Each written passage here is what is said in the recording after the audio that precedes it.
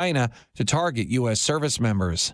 Ted Lindner, Fox News. In the NBA playoffs, the defending champion Celtics win again. Boston beat Orlando 109-100 to take a 2-0 series lead. Cleveland is also up 2-0 on Miami. The Cavaliers, the top seed in the East, had a 121-112 win. Out west, Houston beat Golden State 109-94 to tie that series 1-1. I'm Dave Anthony. This is Fox News. Perhaps you're a collector, or perhaps all of a sudden you have a collection. Maybe it's an inheritance. How do you know what it's worth? This is Sean Thompson for Donnelly Auction. The market for antiques and collectibles is changing all the time. What is your collection worth right now?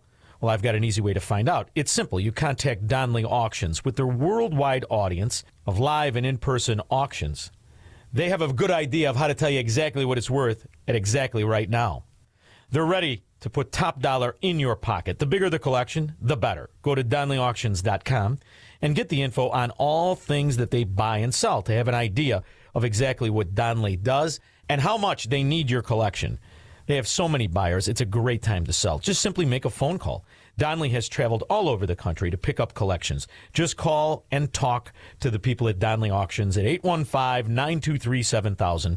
Donnelly Auctions is your trusted partner in turning your collections into cash. DonnellyAuctions.com. We all hear the radio ads about the IRS. They tell you to be afraid, to be scared, and they try to frighten you into calling. I'm not here to do that. Tax Relief Advocates is different. TRA is here to tell you that if you owe money to the IRS, whether it's $5,000, $50,000, or $500,000, we have a solution. It doesn't matter if you're sitting in your car, at work, or with your kids. No matter where you are, call now. 800-575-6745. Don't lose hope. TRA can eliminate or reduce what you owe to the IRS. There is zero risk to you. If we can't reduce your tax debt, then you pay nothing. Our passion is taxes and helping individuals fix their IRS problems. We have a 5-star rating on Google and Yelp and an A+ with the Better Business Bureau. You don't need to be afraid of the IRS any longer. End your tax nightmare today by visiting us online at TRA.com or call 800-575-6745. That's 800-575-6745.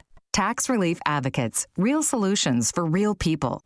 Mike Lindell and his employees want to personally thank you for your continued support of MyPillow. They have a big allotment of their bed sheets that were earmarked for the box stores this spring. Well, they did it again. The box stores didn't come through, so they're going to pass the savings on to you. Now there is no middleman, so you're going to get wholesale prices on their famous Giza Dreams and Percale bed sheets. Giza Dream Queen Size normally $139.98. Your wholesale price $69.99. King Size only $79.99. Percale Queen Size normally $89.98. Your wholesale price $29.98. King size only $34.98. So go to mypillow.com and use promo code LIBERTY or call 800-489-0201. Free shipping options available. This allotment won't last long. When they're gone, they're gone. So remember, go to mypillow.com and use promo code LIBERTY or call 800-489-0201 to get these amazing wholesale offers.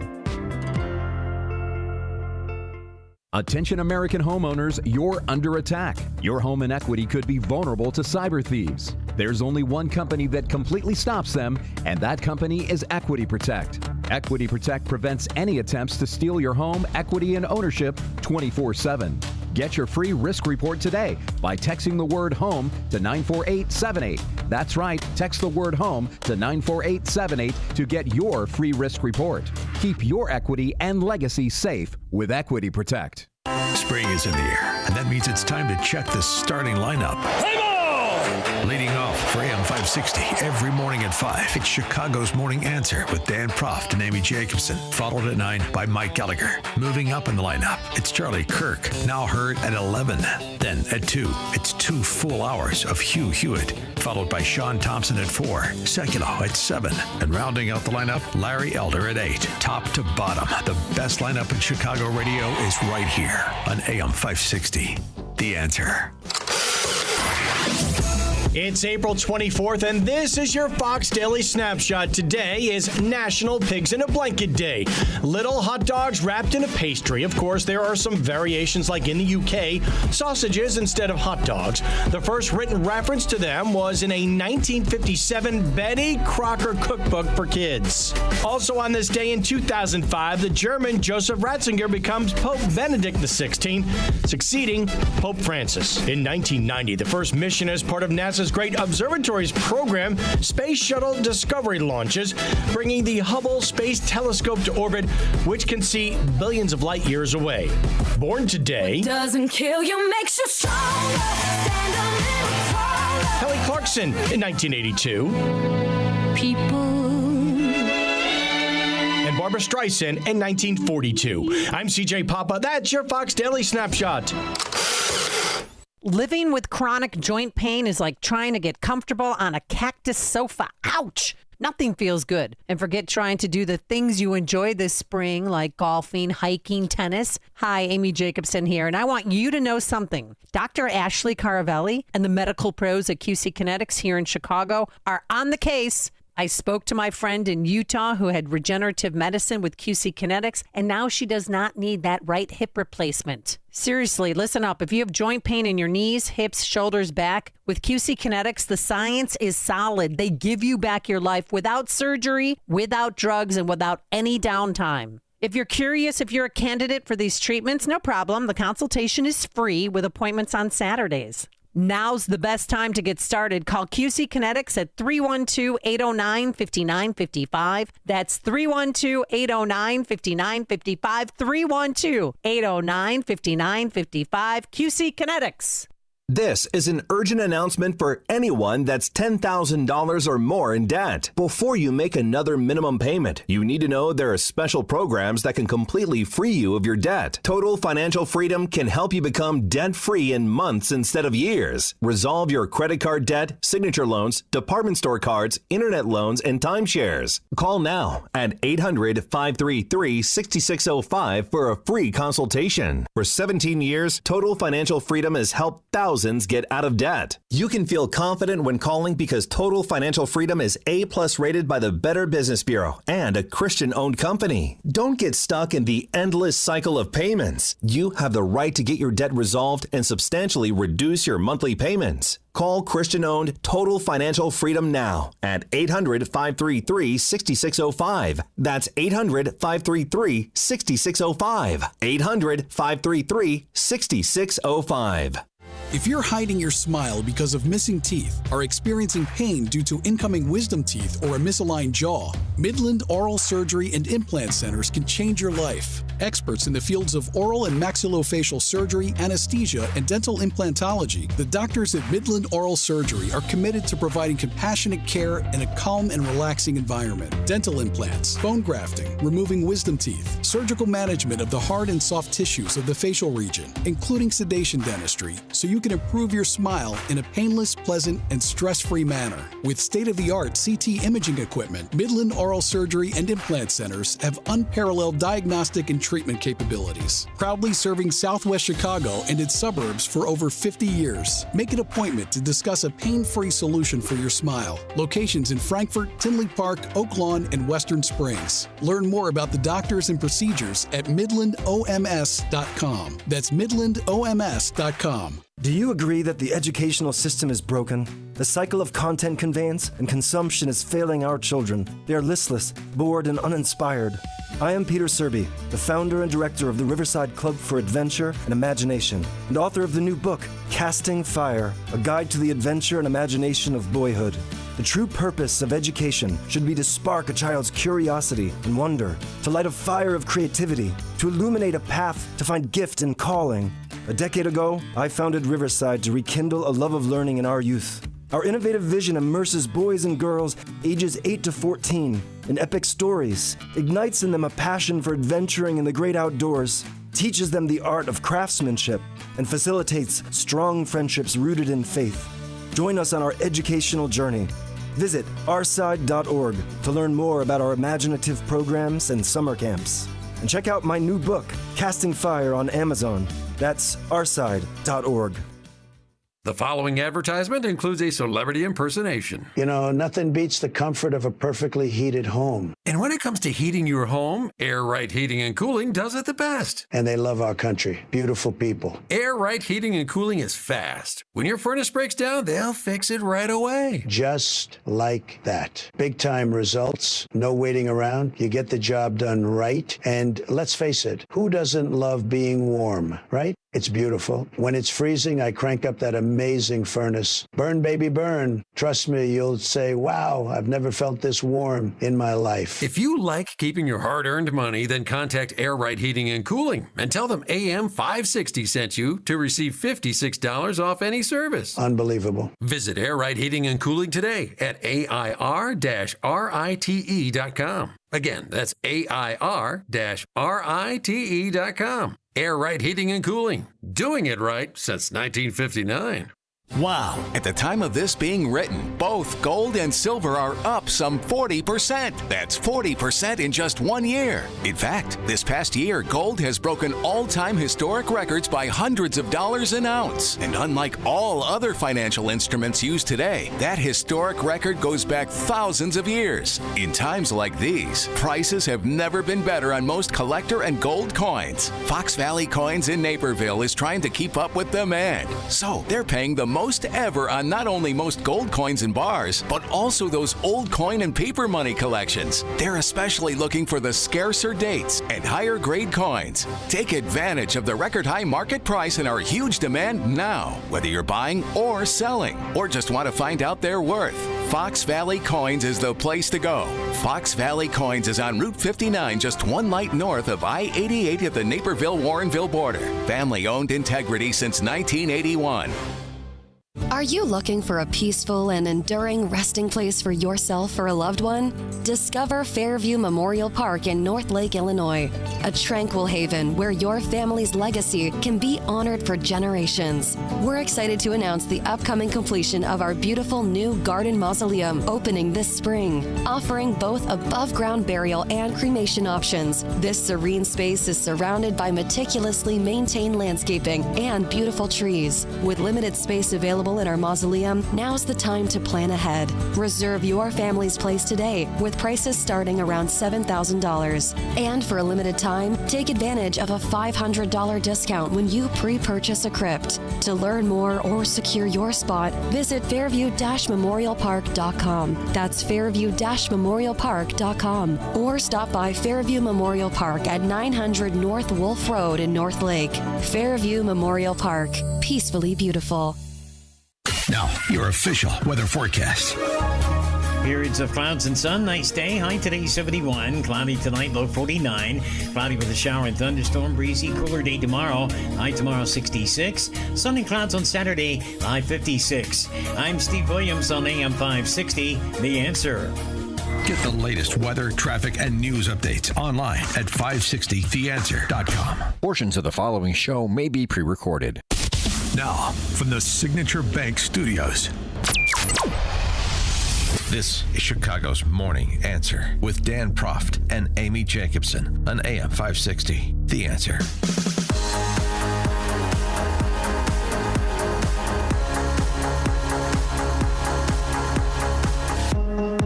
Top of the morning, Dan, and in for Amy J this morning is John Cass of johncassnews.com. Good morning, everyone. Good morning, Dan. Good morning. So, as we told you on this show, when the prospect arose, the prospect that Dick Durbin would not seek re-election, I told you he wasn't going to seek re-election. And as per usual, we were correct. Durbin announcing yesterday via canned video that he's given all he has to give. It's time to pass the torch. Don't you know?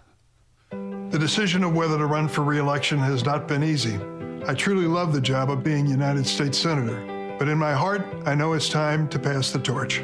So I'm announcing today that I will not be seeking re-election at the end of my term. The people of Illinois have honored me with this responsibility longer than anyone elected to the Senate in our state's history.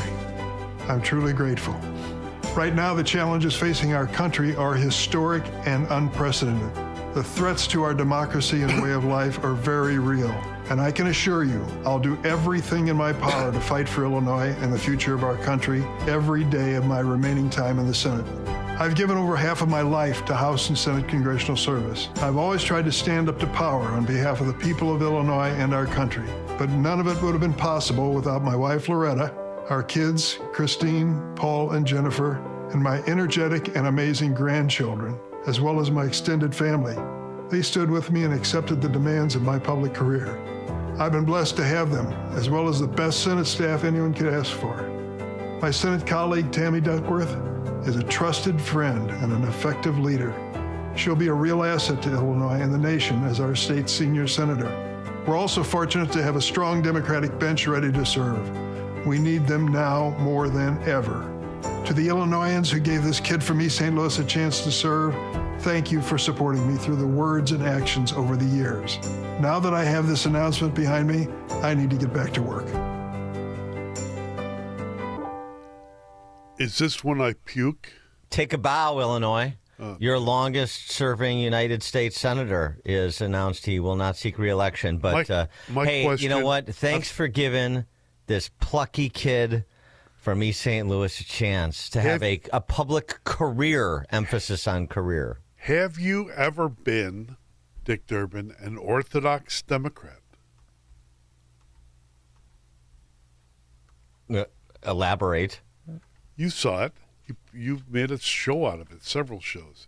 He stood there in front of Amy Coney Barrett and the Senate Judiciary Committee, and he asked her, "Are you an Orthodox Christian?" Catholic, right? Catholic, yeah. Mm-hmm.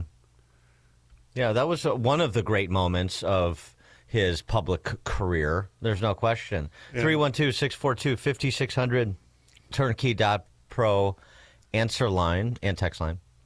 Remembering Dick Durbin, your favorite moments from his illustrious career. Maybe, as I said, taking a bow, trumpeting the good work the Illinois electorate has done by sending him to the Senate in 96 and back every time he was up for re-election subsequently, given that that kid out of nowhere from East St. Louis. He wouldn't have made it this far without the support of his grandchildren. Of course, we know that. The grandchildren were supporting him when he ripped the United States armed forces as a bunch of Nazis. Remember that? That's to me the highlight of his career. I mean, not the highlight of his career in terms of if you wanted a moment that defines Dick Durbin, right. This was it. If I read this to you and didn't tell you that it was an FBI agent describing what Americans had done to prisoners in their control, you would most certainly believe this must have happened by Nazis, Soviets in their gulags, or some mad regime, Pol Pot or others, that had no concern for human beings. Sadly, that's not the case. This was the action of Americans in treatment of their own prisoners. Mm-hmm. That's what a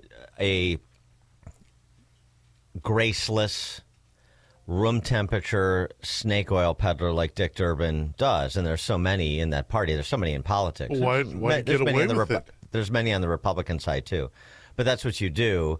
Is anybody who opposes you is Hitler, Stalin, Pol Pot, or anybody you need to use to score cheap political points in the moment, as he did there, talking about Abu Ghraib.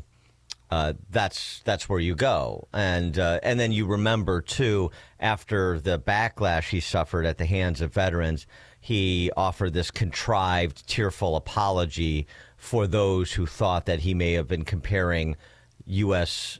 armed servicemen and women to the Khmer Rouge and to the Stalinists and the Nazis. Which is what he said.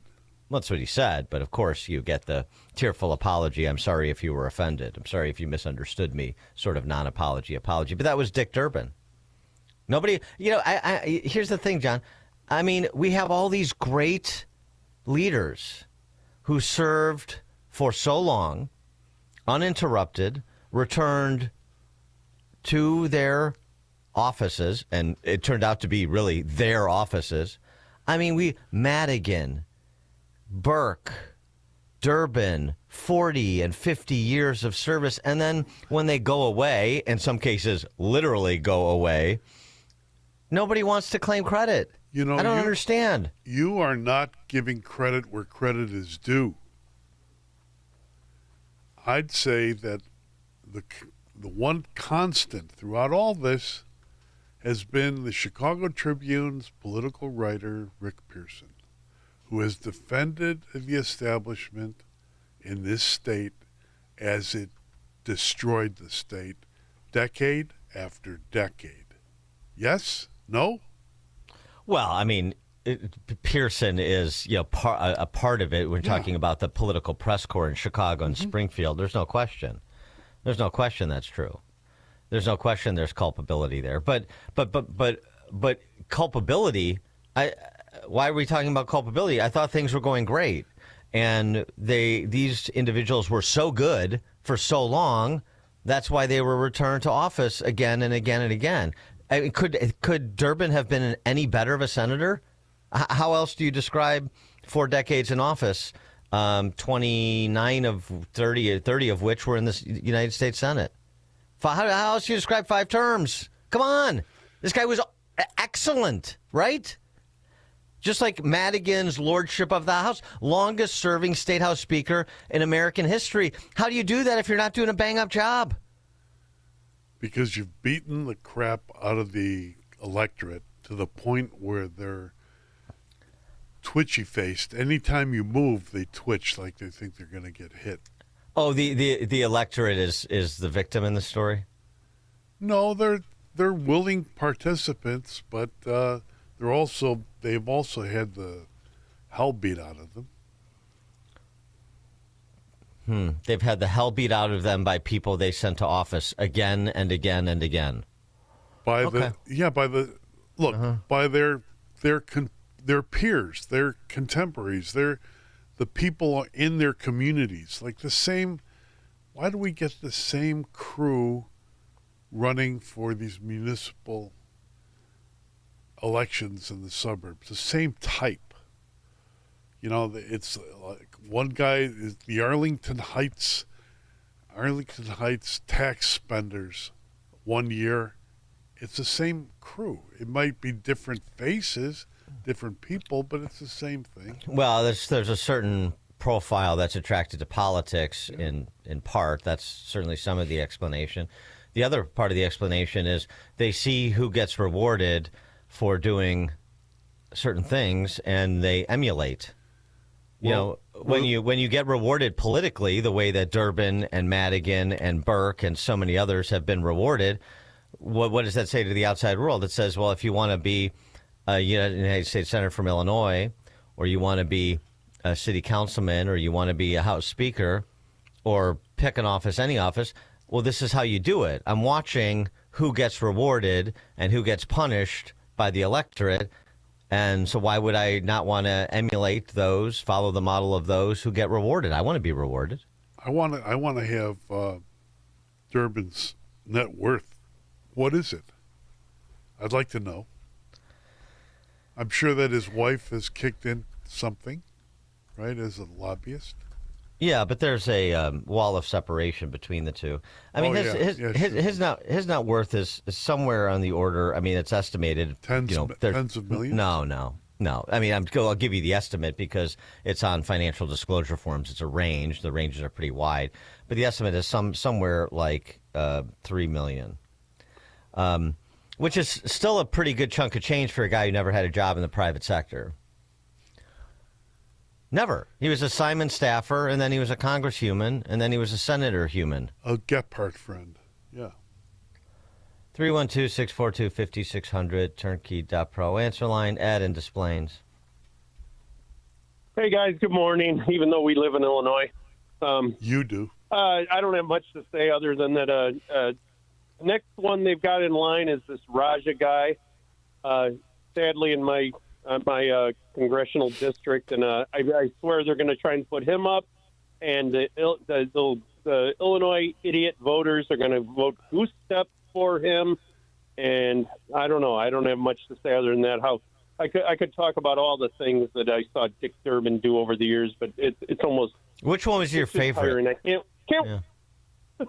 It's tough to limit it to one, I know. I had a buddy who worked for the DNR who had him on his boat over the Asian carp thing, and I told him, he's one of my best buddies, and I said, you should have pushed him off the boat. You should have just pushed him off the boat. But anyways, yes. And I won't reveal his name because I wouldn't want to get him in trouble, because that's the way this whole stinking state works. It's so disgusting. I can't wait to move out of this state. Anyways, all right. You guys. Thanks for the call, Ed. Appreciate it. Rajna Krishnamurthy may be the heir apparent. He has that same approach that Durbin has. Unctuousness. Yeah, it's that room temperature demagoguery that I often spoke of. It's the ability to say completely unreasonable, untrue things in an earnest room temperature voice, tone of voice. And that's what Durbin mastered. Raja is that way too. I know, I've related this before. We have a mutual friend whose name I also won't disclose. And he says, Raja, you talk to Raja when the cameras are off, and he knows that this identitarian political gambit and some of the other things the new Marxists do are silly, but he goes along with it because it's in his political interest to do so. Precisely. I know. He's a cipher, the same way Durbin was a cipher. The same way that plucky kid from East St. Louis started out as a pro-life conservative Democrat from Central Illinois and became a mouthpiece for the new Marxist Party for the last 20 years of his career, in quotation marks. That's how it works. So, but I will say, in terms of the replacement, not that there's anything interesting happening on the Republican side. I doubt they'll even be able to field a credible candidate. Illinois? Yeah, not even compete for open seats, but that's going to be a crowded primary because there are other people that want to try to step up and weight in political weight class. Juliana Stratton, maybe Lauren Underwood, although I'm more skeptical. What about of the that obvious one? Giannoulias? No. Ali G? No. That you mean Jaws Giarengo's buddy? No. Failed mob banker, yeah. The Giannoulias family, failed mob bankers, no, yes. No. Mm-hmm. It's obvious. It should be hitting you in the face like a big, fat, blubbery substance. Big, flat, blubbery substance. I didn't know where you were going with hitting me in the face, but yeah. Wait, you're saying Jelly Belly? Think of it. No. Think of it. I'm thinking of it. All he wants is he wants to be a hero, and if he buys his way into the Senate, he doesn't have to work. He doesn't have to make real decisions. He's in the minority. The Senate Democrats will remain in the minority. Many others are leaving now, and he can have be master of all he surveys. Well, but he wants to be president. I'm not saying he's going to be, but he wants to be. He's going to run in 28. So either way, he's midterm. If he runs for re-election as governor and he wins, he's midterm. If he runs for Senate, then of course he would. So in either case, he wouldn't have to give up his seat, and he could, if his presidential run is unsuccessful, he could hang around and try to go again. Obviously, the Senate provides longer terms of office, so maybe that would be attractive. I mean, it's a way to parachute out of Illinois. No heavy lifting. Before the whole thing collapses in on itself. Yeah, maybe. Philip, Blue Island. It just still amazes me how Democrats and Republicans want to act as if they are such a great, vast difference between the two of them. Because in this instance that you brought up when Dick Durbin kind of apologized to America for the actions of U.S. soldiers in Abu Ghraib, and then you think about what they're doing in Sudan and what they're doing in Palestine and what they're doing in places in Africa and what they're doing all over the world, what they did to the Indians, what they did in slavery. But they never want to apologize for anything. I don't know if that's psychopathic behavior, but once he... What was your favorite... I got your point. What was your favorite accomplishment of Dick Durbin's, Philip? I assume you voted for him. I assume you voted for him 5 times. probably when he apologized, but then he turned around. And so they said, well, there's no difference. There's no separation. There's Great. no. Thanks for the call, Philip. The greatest accomplishment for a Durbin loyalist, a dyed-in-the-wool Democrat like Philip from Blue Island, the greatest accomplishment of Dick Durbin was apologizing to the world on behalf of the United States Armed Services for the improper behavior of a few soldiers in Abu Ghraib during the wars in the Middle East. That's the greatest accomplishment of Dick Durbin. Wow, that really delivers the goods on 44 years in elected office, doesn't it? Again, congratulations, Illinois. Coming up at 5:38, speaking of that gelatinous governor, he's sent a shot across the bow of not only President Trump, but the El Salvadoran President Bukele as well. 5:38, now we check the headlines. Good morning. It's 53 degrees in Chicago in the AM 560 The Answer newsroom. I'm Nikki Whaley. President Trump is signing multiple executive orders centered around education. Trump signed the 7 orders Wednesday from the Oval Office, with some of the changes including introducing a new college accreditation process, increasing empowerment to HBCUs, and improving education centered around AI technology. Somebody today, a very smart person, said that AI is the way to the future. I don't know if that's right or not, but certainly very smart people are investing in it heavily. An order was signed to reinstate common sense school discipline policies, which Education Secretary Linda McMahon says will boost school safety standards, adding that disciplinary action should be based exclusively on students' behavior and actions. Senator Dick Durbin will not run for re-election in 2026. The 80-year-old lawmaker told a local public radio station that his age was a factor in making his decision not to seek a 6th term in office. Durbin is currently the ranking member of the Senate Judiciary Committee and the Democratic Whip, the party's number 2 position. This report is sponsored by Blindster.com. Looking for affordable blinds, shades, or shutters for your home? Don't hire an expensive pro. Check out Blindster.com, where they offer custom-made window coverings at guaranteed low prices with a team of pros to help with every step of the way. Blindster.com. A check of the roads coming up in 2 minutes on AM 560 The Answer.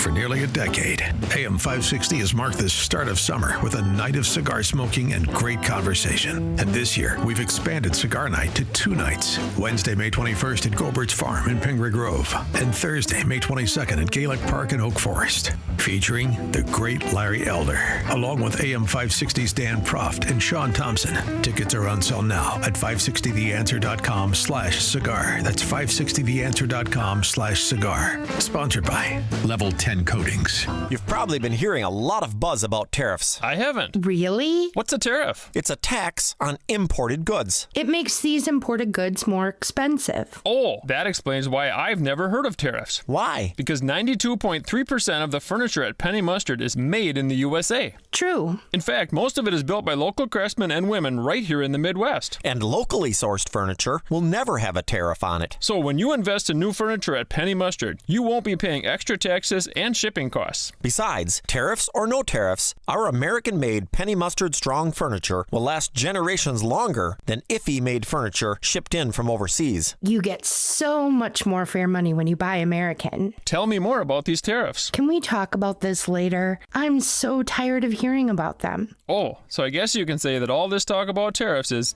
taxing. I see what you did there. PennyMustard.com. Penny Mustard Furnishing. Maha starts with Virago, making America healthy again. With the worst flu season in years, you need an immune system boost. The stronger your immune system, the stronger your body fights and defends against... and... So get Virago. Virago Immune Enhancement Support is a unique blend of 23 nutraceuticals, ingredients that have been available as individual nutraceuticals, but now working in synergy to maximize their effects. Recommended by medical physicians, dentists, and other healthcare professionals, Virago is the nutraceutical cocktail for immune support. Developed to strengthen your immune system for quick response to immune challenges, for short and long-term immunity, antiviral, anti-inflammatory, antioxidant. It even protects your heart, kidneys, liver, all in a unique liquid supplement for better absorption. Order online at myvirago.com. That's myvirago.com. myvirago.com. Use coupon code IMMUNE to save 30%. Quality ingredients for optimum health. Maha. Making America healthy again starts with Virago. Steel walk-behind, zero-turn, and stand-on mowers are built to get the job done. Shop online or at your local Steel dealer. Steel, let's go mow. Taking a look at the roads from the Team Hochberg Traffic Center, I'm Nikki Whaley. On the Edens inbound from Lake Cook to Montrose, 15 minutes. Outbound, 13 minutes. On the Kennedy inbound from Montrose to the Burn Interchange, 7 minutes. Outbound, about 23 minutes. On the Eisenhower inbound from Wolf to the Old Post Office, 12 minutes. Outbound, also 12 minutes. On the Stevenson, this is inbound from the Tri-State to Lakeshore Drive, about 14 minutes. Outbound, about 14 minutes. Traffic is a service of almostfreeteeth.com. What if you could save on average 90% for dental implants and get 100% of your smile back with a Blue Cross Blue Shield PPO or FEP? It's possible. Check if you qualify at almostfreeteeth.com. Chicago's Morning Answer continues next, but now check your forecast from the National Weather Service. Nice day today. Clouds and sun. High today 71. Cloudy tonight and the low 49. Cloudy with a shower and thunderstorm. Breezy cooler day tomorrow. The high 66. And then sun and clouds on Saturday. The high at 56. I'm Steve Williams on AM 560. The Answer. Get the latest weather, traffic, and news updates online at 560theanswer.com. Now, from the Signature Bank Studios. If you're looking for the latest news, insight into what it means, and the sharpest opinion, there's only one station in Chicago where you can turn, and it's this one. We're AM 560, The Answer.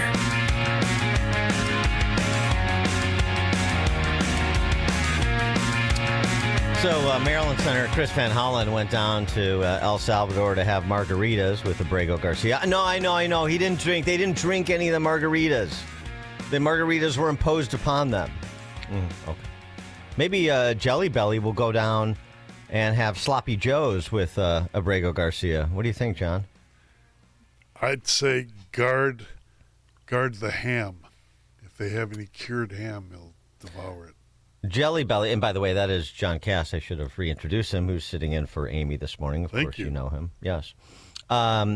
Jelly Belly wants to get in on this action. He doesn't want to let the Socialist Spice Girls and Chris Van Hollen have all the fun.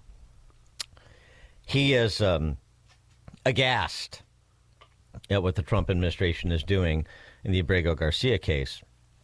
The state of Illinois will stand up for the rule of law and do everything in our power to stop the Trump administration from ripping apart our most basic rights.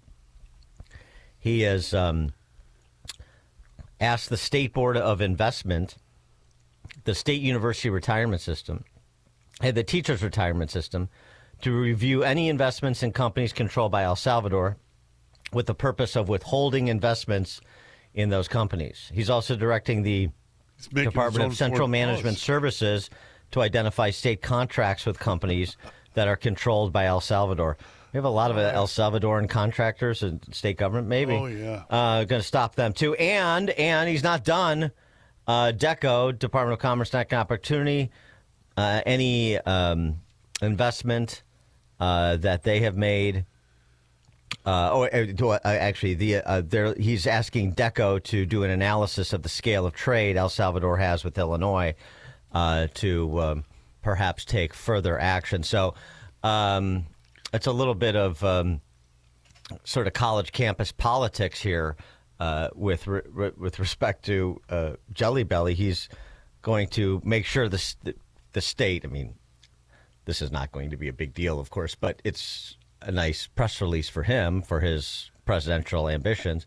He's going to make sure the state divests from El Salvador. 312-642-5600, turnkey.pro answer line. Anything to keep the people of Illinois from understanding that he's the governor in charge of important issues like education, like why Demetrius can't read and do math and so forth.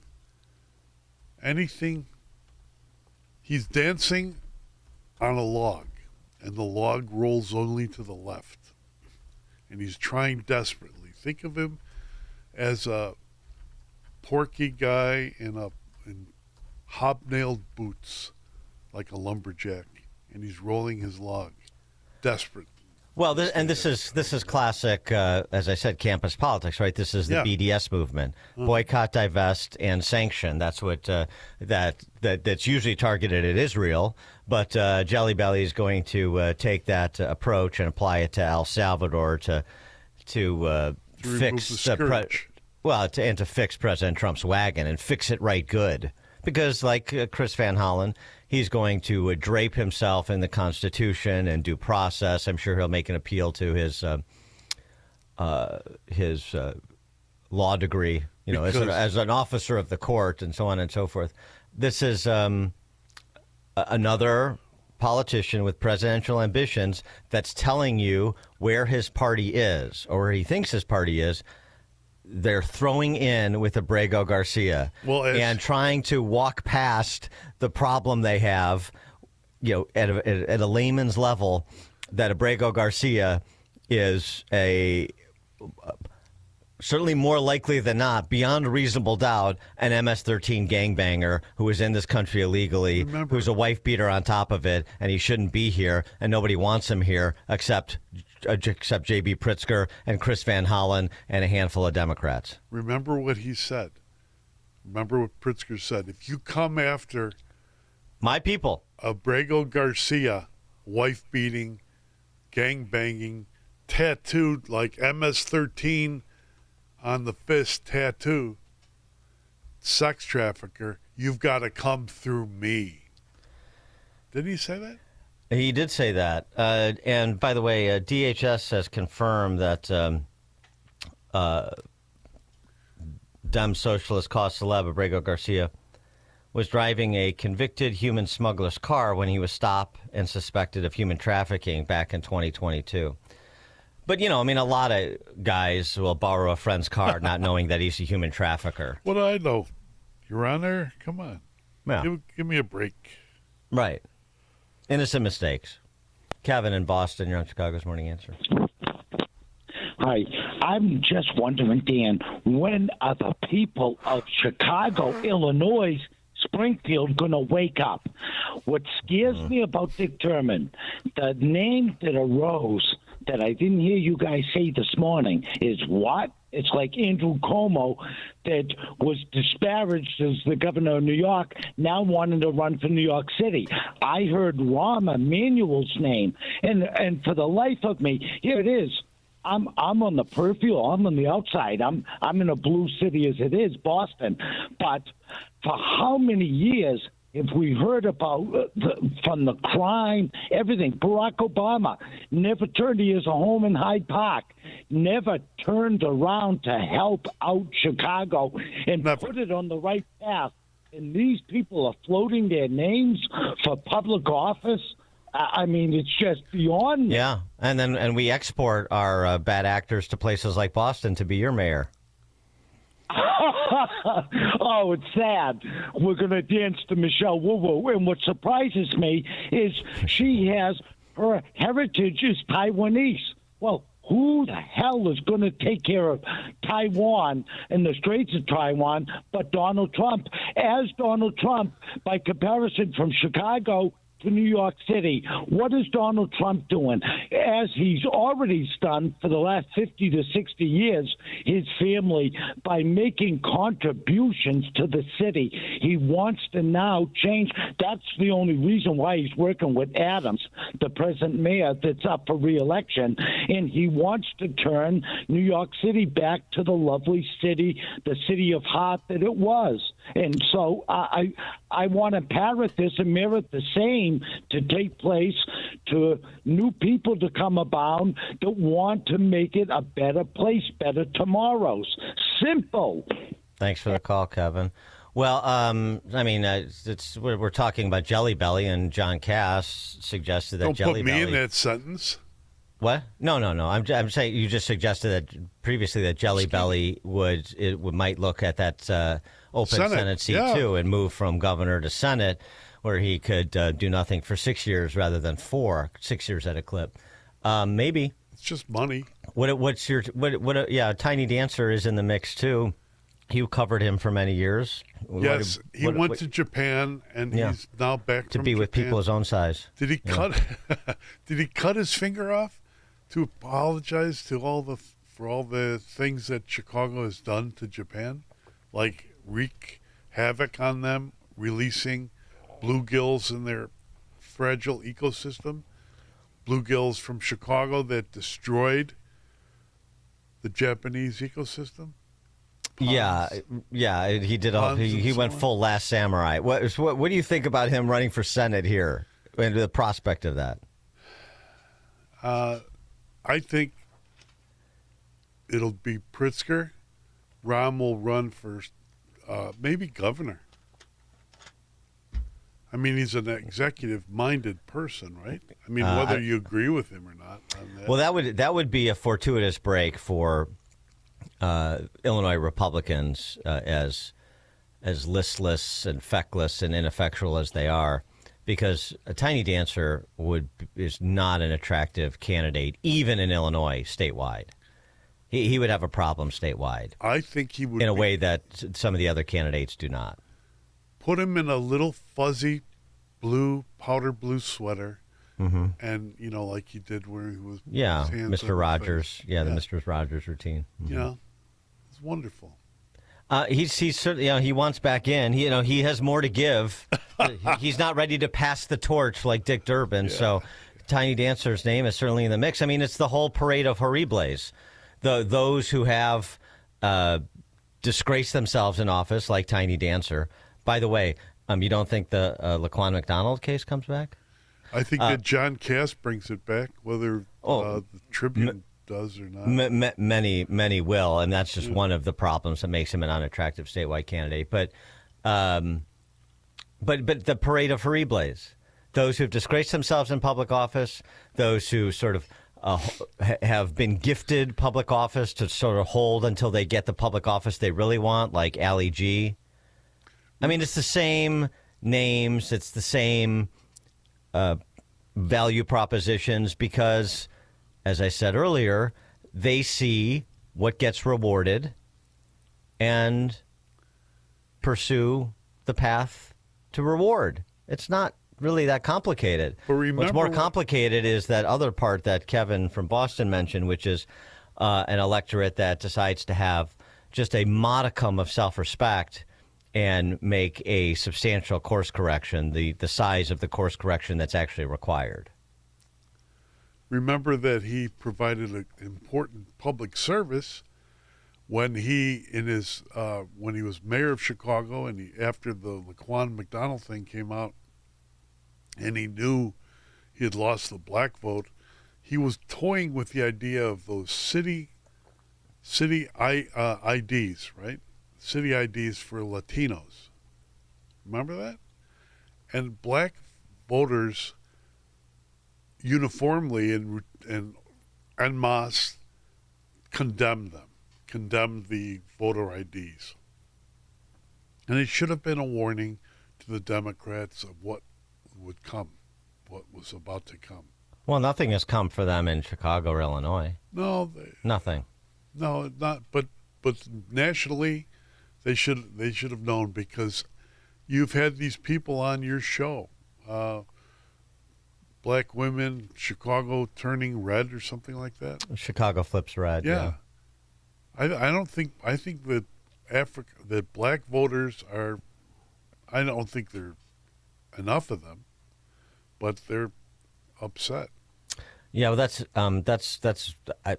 I mean, I'll take revolt from wherever I can get it, but Right. But the numbers aren't big enough. And looking at that demographic, it's not Frankly, it's not significant. Yeah. It's not, it's not significant in terms of getting to critical mass. I mean, you can't win statewide elections if you don't win the collar counties. And right now, there is very little prospect of winning any collar county, with perhaps the exception of McHenry. And that's a close call. That's how far things have slid. George in Naperville. Yes, Dan, I think Governor Pritzker should go on a hunger strike until that MS-13 prisoner is released. He'll look like Tom Jones when he loses all that weight. He'll be ready to run for a higher office. Yes, as if Tom Jones was 5'6". Yeah. Oh, thanks for the call, George.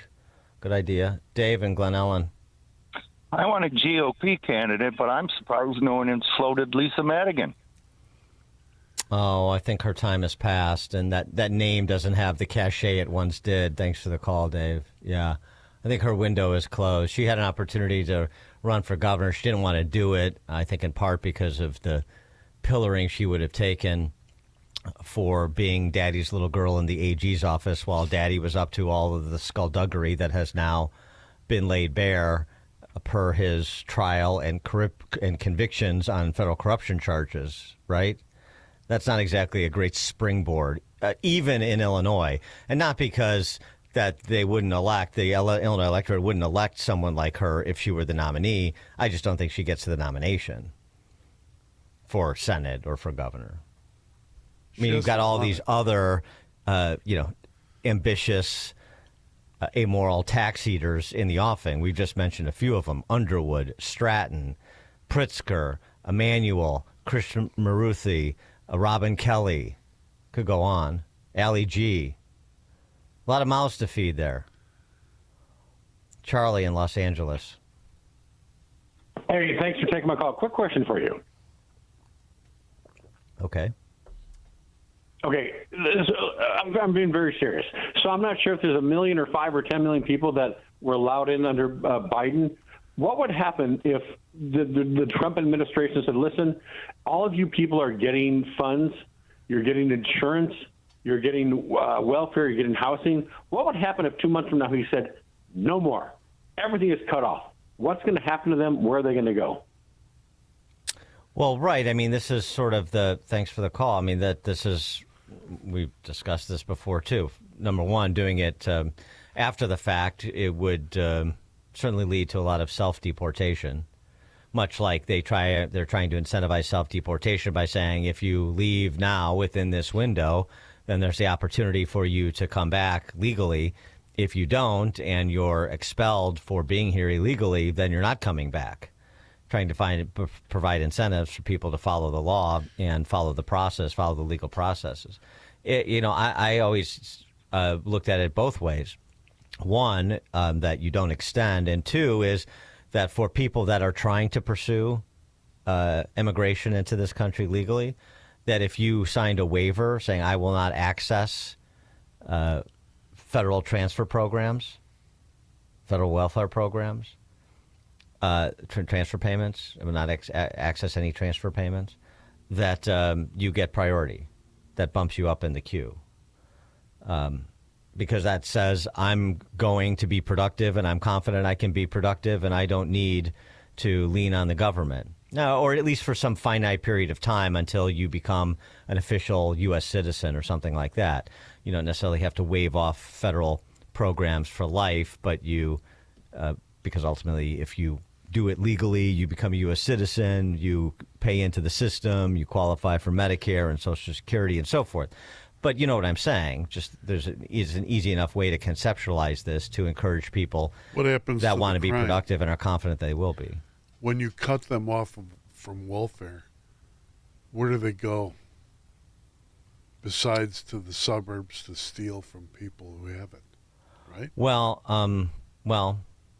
not everybody who comes here even illegally is a predator.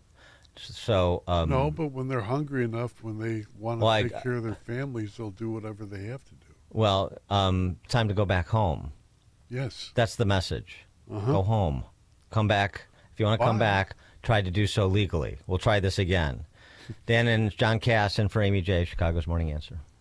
It's like a hot, steaming cup of information to start your day. It's Chicago's Morning Answer on AM 560. The Answer.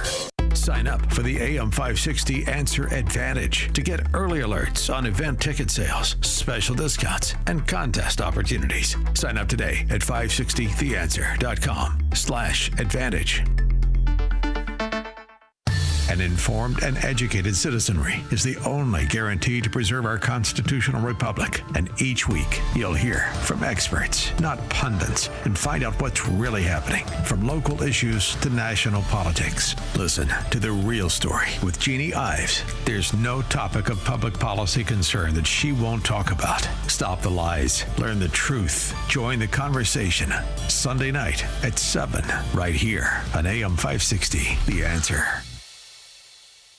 Enjoy uninterrupted programming from Dan Proft and Amy Jacobson around the clock, all day, every day, including daily replays of Chicago's Morning Answer on Dan and Amy 24/7. Listen now at danandamy247.com. AM 560, The Answer. How about this, Kevin from Boston? We're sending more of our exports there. Pedro Martinez is going to be the next education commissioner in Massachusetts. More of our sloppy seconds. Coming up at 6:06, Michelle Obama has some grievances. It is now 6 a.m. A Russian barrage on Ukraine's capital.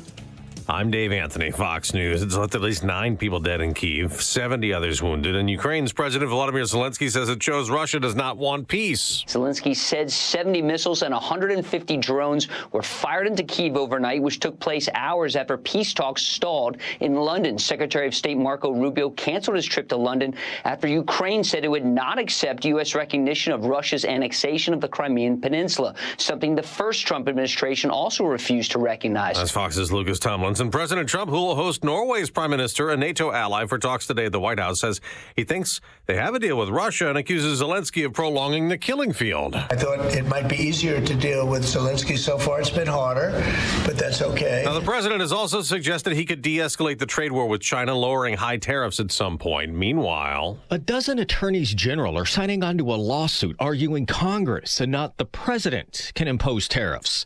In a court filing, the states that include New York, Nevada, and Arizona say by claiming authority to impose immense and ever-changing tariffs, President Trump has upended the constitutional order and brought chaos to the American economy. Fox's Jared Halpern of the White House. A new Fox News poll shows a lot of Americans nervous about those tariffs and inflation. Only about 1 in 3 approve of the Trump tariff policies, and the president's overall approval down to 44%, 5 points less than the prior poll. Border security, the only issue he gets more approval than disapproval on. It's crowded at the Vatican, where Pope Francis's casket is lying in state a second day. The Vatican says that as many as 48,000 people had passed through St. Peter's to pay their respects to the late Pope Francis. The lines have stretched so far beyond the Vatican. In some parts of the city, people are getting in line right after getting off their metro stop. The Pope will lie in state until the funeral on Saturday. Fox's Alex Hogan in Rome. America's listening to Fox News.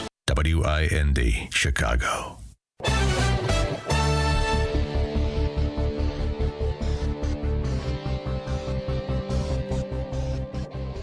Good morning. It's 53 degrees in Chicago in the AM 560 The Answer newsroom. I'm Nikki Whaley. President Trump isn't giving a tariff deal timeline with China. He says it depends on what they bring to the table. The president also insisted he gets along very well with China's President Xi. He added a visit to discuss a deal could be possible. Illinois Senator Dick Durbin's retiring from Congress. The Democrat announced on Wednesday he will not seek re-election next year. The decision of whether to run for re-election has not been easy. I truly love the job of being United States Senator, but in my heart, I know it's time to pass the torch. Durbin currently sits as the Senate Minority Whip and is the ranking member of the Judiciary Committee. Arlington Heights officials believe that they're a step closer to becoming a new Bears stadium. Perry Williams has more. The Board of Trustees recently voted to approve a deal to open a formal review of the team's $5 billion plan to build a venue in the suburb. Arlington Heights will pay $200,000 to a consulting firm and will be reimbursed by the Bears. Meanwhile, Chicago Mayor Brandon Johnson is confident with the city's lakefront proposal. I feel good about what's been presented in the city of Chicago, and we're going to continue to work with ownership. We're going to work with the General Assembly to find a way to keep the bears in the city of Chicago. News is a service of Valdecast Windows. For the discerning homeowner looking for high-quality, professional-level window replacement service, contact Valdecast Windows, your award-winning Platinum Elite Pella certified contractor. Visit Valdecast.com. A check of the roads coming up in 2 minutes on AM 560 The Answer. Spring is in the air, and that means it's time to check the starting lineup. Leading off for AM 560 every morning at 5, it's Chicago's Morning Answer with Dan Proft and Amy Jacobson, followed at 9 by Mike Gallagher. Moving up in the lineup, it's Charlie Kirk, now heard at 11. Then at 2, it's 2 full hours of Hugh Hewitt, followed by Sean Thompson at 4, Seculo at 7, and rounding out the lineup, Larry Elder at 8. Top to bottom, the best lineup in Chicago radio is right here on AM 560. The Answer. It's important to have a heating and cooling company you know you can depend on. That company is the original Arlington Heights Heating and Cooling. They aren't one of those massive companies with newer techs and subcontractors. Oh no, Arlington Heights Heating and Cooling send only their own highly skilled techs. From service to installation and everything in between, the work quality and customer service is the best. For 40 years, the original Arlington Heights Heating and Cooling has kept homeowners and business customers comfy and warm in the winter and nice and cool in the warmer months. Don't call the big guys, call the best. Call Carrie at 847-545-1700 or visit arlingtonheightsheatingandcooling.net. That's Carrie at 847-545-1700 or online at arlingtonheightsheatingandcooling.net. The original Arlington Heights Heating and Cooling, not the biggest, just the best. Don't get suckered into the same old free phone game by Big Wireless. There is a better way. Pure Talk, my sponsor, my wireless company, has a better offer. A brand new free Samsung Galaxy with qualifying plan for $35 a month. You get unlimited talk, unlimited text, 15 gigs of data, all on America's most dependable 5G network. Just dial pound 250, say the keyword Pure Talk for your free Samsung Galaxy with qualifying plan. Pure Talk, wireless by Americans for Americans. Wesley Financial Group is not a law firm. Do you find yourself stuck in a timeshare? Get the real facts about the timeshare industry and your options for cancellation. Chuck McDowell, founder of Wesley Financial Group, has put together a free information guide that reveals the secrets the timeshare industry doesn't want you to know, including the 5 ways to get rid of your timeshare. Call now and get this timeshare cancellation guide absolutely free. Call 800-893-2288. 800-893-2288. 800-893-2288. You never want to miss one of life's most important moments. A graduation, a birthday, a first communion, a wedding. When these moments happen, you want to make sure to capture them so that you and your loved ones can remember them for years to come. For over 30 years, families have relied on Tom Kaloran Photography to capture important life moments. This locally owned family business can provide the solutions you need for your important event photography, from weddings and birthdays to class reunions and golf outings. No matter the size or scope, Tom Kaloran Photography will make sure you have lasting memories to share for years to come. Tom Kaloran Photography is also the official photographer for AM 560 The Answer. To learn more and to see their portfolio, just visit KaloranPhotography.com. That's KILLORAN photography.com. Or call them at 708-361-0025. Tom Kaloran Photography, capturing important life moments for over 30 years. From the Team Hochberg Traffic Center, I'm Nikki Whaley. The Edens inbound from Lake Cook to Montrose, 15 minutes, 13 minutes outbound. On the Kennedy inbound from Montrose to the Byrne Interchange, 10 minutes. Outbound about 20 minutes. On the Eisenhower inbound from Wolf to the Old Post Office, about 13 minutes. Outbound about 14 minutes. On the Stevenson inbound from the Tri-State to Lakeshore Drive, 18 minutes. Outbound, it's about 15 minutes.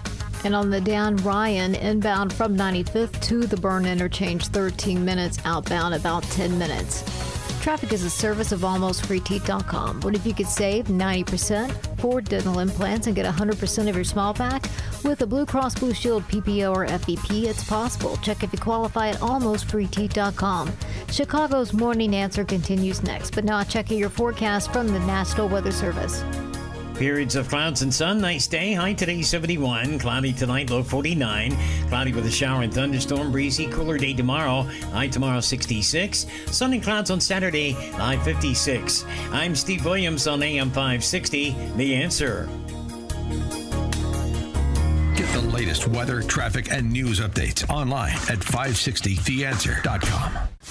This hourly segment brought to you by Unleash Your Wealth with Raj Shah and Rick Borick this Saturday at 7 a.m. and 2 p.m. Learn more at scwealthadvisors.com. Now, from the Signature Bank Studios, this is Chicago's Morning Answer with Dan Proft and Amy Jacobson on AM 560. The Answer.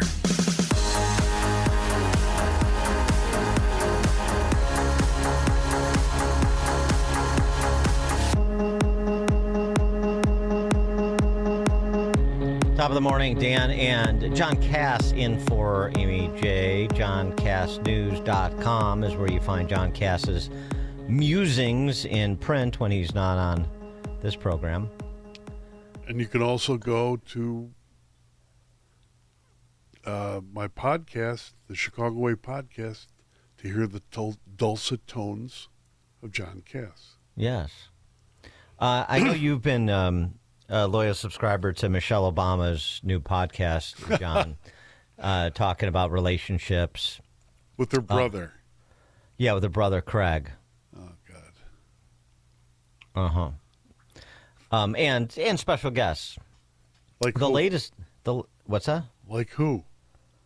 I don't know. Her husband? I haven't seen Barack Obama on the podcast, but I don't follow as closely as you do. So I guess if you haven't seen it, he hasn't been on. Anyway, on the latest installment of her podcast, she has a lot to say about the difficulties of being a black woman in America. Difficulties that she has faced, but also that she heroically champions for others that don't have the platform that she has. She doesn't just bear her burdens, John. She bears the burdens of all black women. Oh, yeah. And one of the issues, this actually could be a why Dan Proft is single here, because I don't think it's limited to black women here, even though that's who Michelle Obama is speaking exclusively of. You know it. Being allowed to express the pain that you endure and how society bottles up the black woman. We grew up with women who weren't voicing the pain and the burden. They made it look easy. And when you make stuff look easy, people assume that you must like this. Yeah. It's okay with you, right? Right. You know, we don't articulate as black women our pain because it's almost like nobody ever gave us permission to do that. And does anyone care? Yeah, there's that. They care. There's If that we part. knew, I think we would care. If we knew. If we knew. Or, you know, yeah, and we have to ask ourselves, the men in our lives is, you know, why wait to be asked? You know, it seems like what we go through is pretty obvious. I mean, maybe we're not complaining, but we're actually living life out loud, you know? No, I don't know. Living Tell life me. out loud. Yeah, because when you sent those people from Martha's Vineyard out where you didn't want them to stay overnight, when they were illegal migrants and you got rid of them, were you expressing your pain then? If we knew, then we'd care. Thank you for that contribution, Craig. But you know, one of the things is, why do I have to tell you? you should already know. Right. Why, if you don't know, shouldn't you be asking me? Because you should be in touch with the pain I have to endure just with the existence With my of daily feelings. life. Yeah. Like, by the way, hey, welcome to the party of the human condition, Michelle, and all the people you purport to speak for. That life is not all fun and games. I mean, it's just this whole put upon business, and to categorize it like the burdens Michelle Obama has faced are the burdens that are exclusive to black women, and they're equally distributed among all black women. The whole sophistry of this should be received as so wildly insulting that she would be decried as a nitwit. That's your headline. But that's not what happens. Your headline is The Burdens of Michelle. Give me 2,000 words. It's not just the pain that goes unrecognized. Right. And by the way, I'm a strong black woman, but at the same time, I was never given permission to express my pain. So which is it? I mean, this is actually such a useful riff, and the next one's even better. Such a useful riff she goes on in this podcast because it is a living, breathing example of the feminist critical theory that has been populating women's studies departments and colleges and universities for the last 50 years. It is dreck. It has no intellectual value. It is all angling for political power despite its own contradictions, lodging grievances against society from which benefits are to be extracted. That's what this really is. So it's funny to listen to. It's obviously oxymoronic with the emphasis on moronic, but it's also a real insight into the rap that they have been using to gain control of all of these institutions that actually do matter and to advance identity politics, which turned out to really matter too, if you haven't noticed, over the last decade. So, yuck it up, and I'm happy to join in the yucking it up, but also understand something that's very real here. She has been plying this rap since she was at Princeton, and there's a generation of women and other identitarian hacks just like her doing the same things that are in positions of power that you can't believe because they have no critical thinking skills and no particular skill sets. What they do have is an understanding of how you gain political power and then enrich yourself accordingly. So it's silly, except for the part where it's not. It explains why the male fertility rate is 0. Yes, right. Michelle Obama. It's like the famous picture of Hillary Clinton that Jon Stewart posted during a Daily Show episode back in the 2016 campaign cycle, and just posted the picture and just said, "Where boners go to die." That's applicable here. Oh, God. I knew you'd like that. Michelle Obama has more. Let's hear it. It's not just about pain. She sort of foreshadowed it. It's about burdens. And it's about labels. You see us carrying these babies. You see us working a job and coming home and managing, getting food on the table and handling doctor's appointments. And this is, if you've got a partner, right? I think some of us feel like, why should we have to ask? Yeah. It seems apparent. And as Black women, sometimes there is that underlying thing we're socialized to believe from very early on that we don't deserve any better. Mm-hmm. Well, I think that's why it's important for us at tables like this, for women like us who do have a platform to talk openly about the challenges that we face, not because we are complaining, which we don't want to ever be complaining, but because we need to change. We need to turn that cycle on its head. Yes. And we have to talk about our stresses openly, And also, as Black women, we are so easily labeled as angry and bitter. I wonder why. And let me tell you some of the most hurtful stuff that I experienced, entering this life of public service at the heights that we entered into was during my husband's presidential campaign, and just me telling the truth of who we were, just humanizing him as a man, saying he's a great man, but he's not perfect. He's got his foibles and his flaws, trying to humanize him. The first thing that some female journalist said was that I was bitter. I was emasculating him just by sort of trying to tell the truth about what life is, right?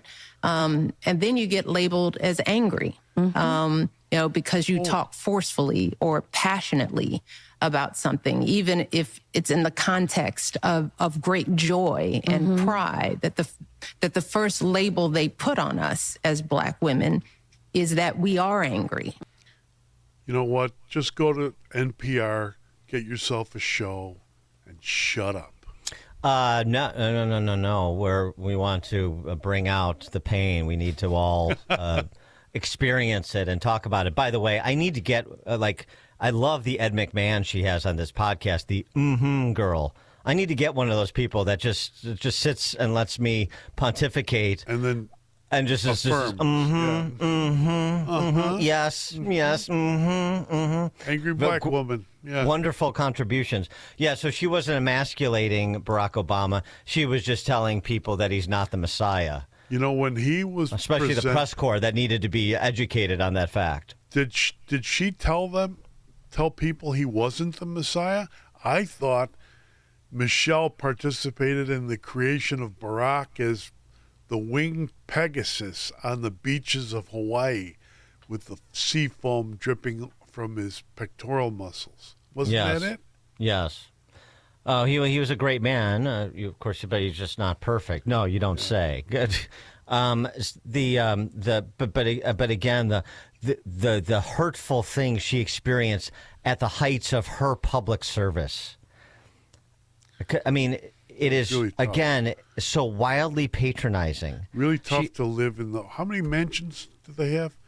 She also goes on to talk about how the heaviness of the burdens. Oh, yeah. And she said that literally here, she says, talking about her being characterized as bitter or angry. The woman who said, for the first time in my lifetime, I'm proud to be an American, when her husband, right. That doesn't convey bitterness or anger. Right. But the way she characterizes it is there's a heaviness around her that is not around her honky female friends. There's a lightness they have that she doesn't have because of the burdens that she has to carry as a Black woman. And as she repeats, as Black women, as Black women, as Black women, when somebody does that, they're essentially appointing themselves the spokesbeing for an entire group of people that happen to share the same race and gender that she has.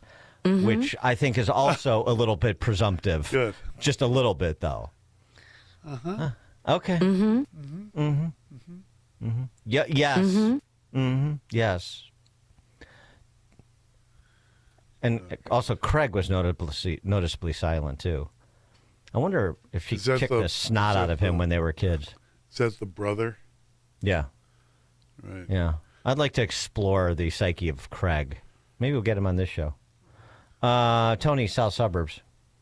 Yeah, hey, how you doing, Dan and John? Hey, Tony. Yeah, listen, this is a Black conservative speaking, South Suburbs, Chicago, and she's a sad excuse for a first lady.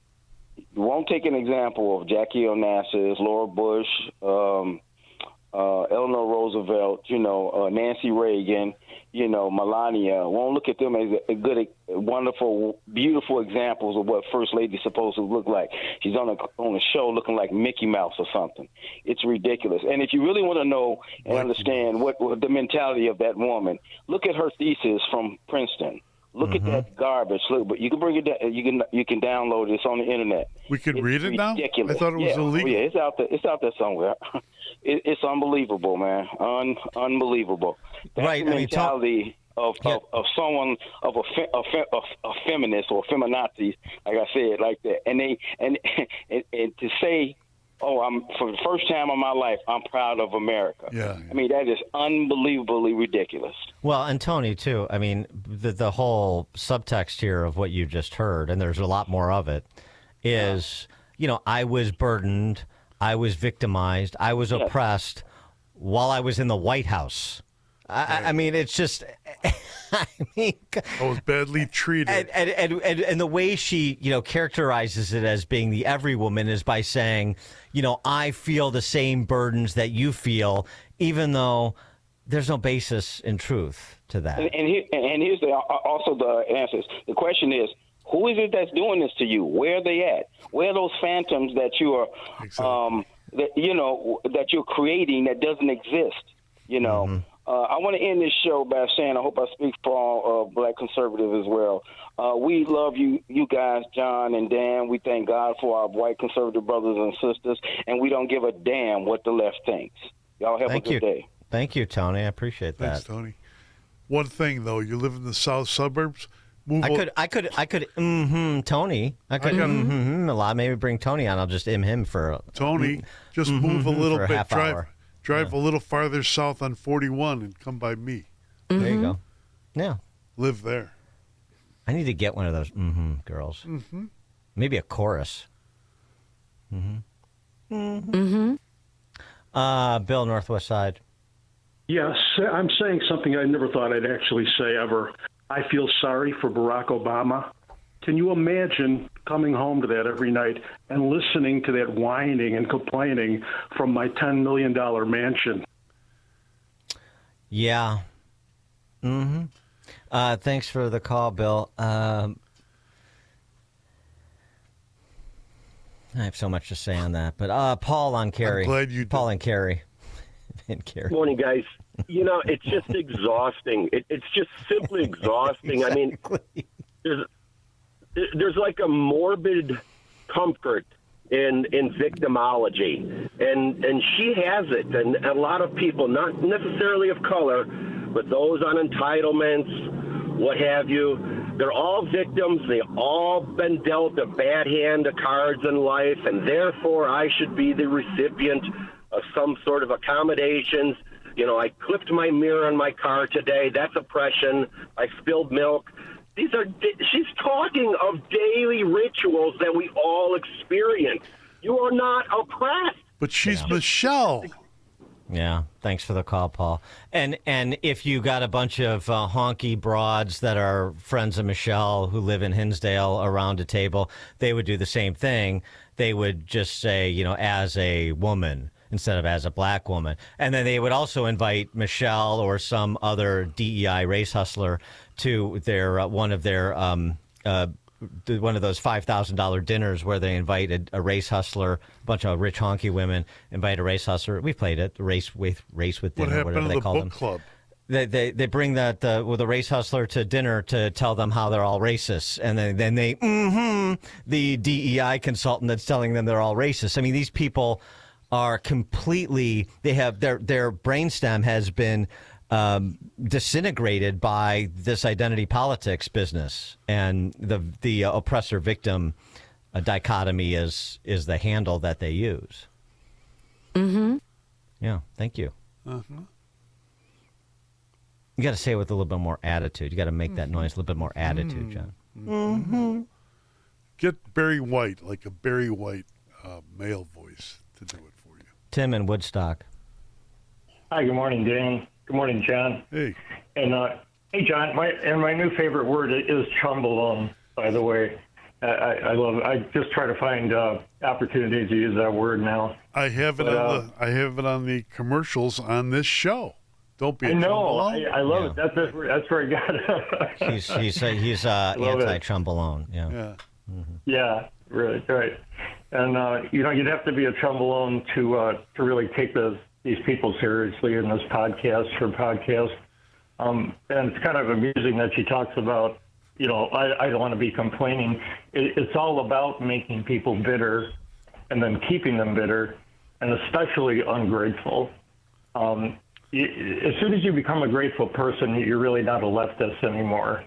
But there isn't one thing that a white person has done ever that they could have a little gratitude about, as far as making the country a pleasant place to live in and raise your kids in.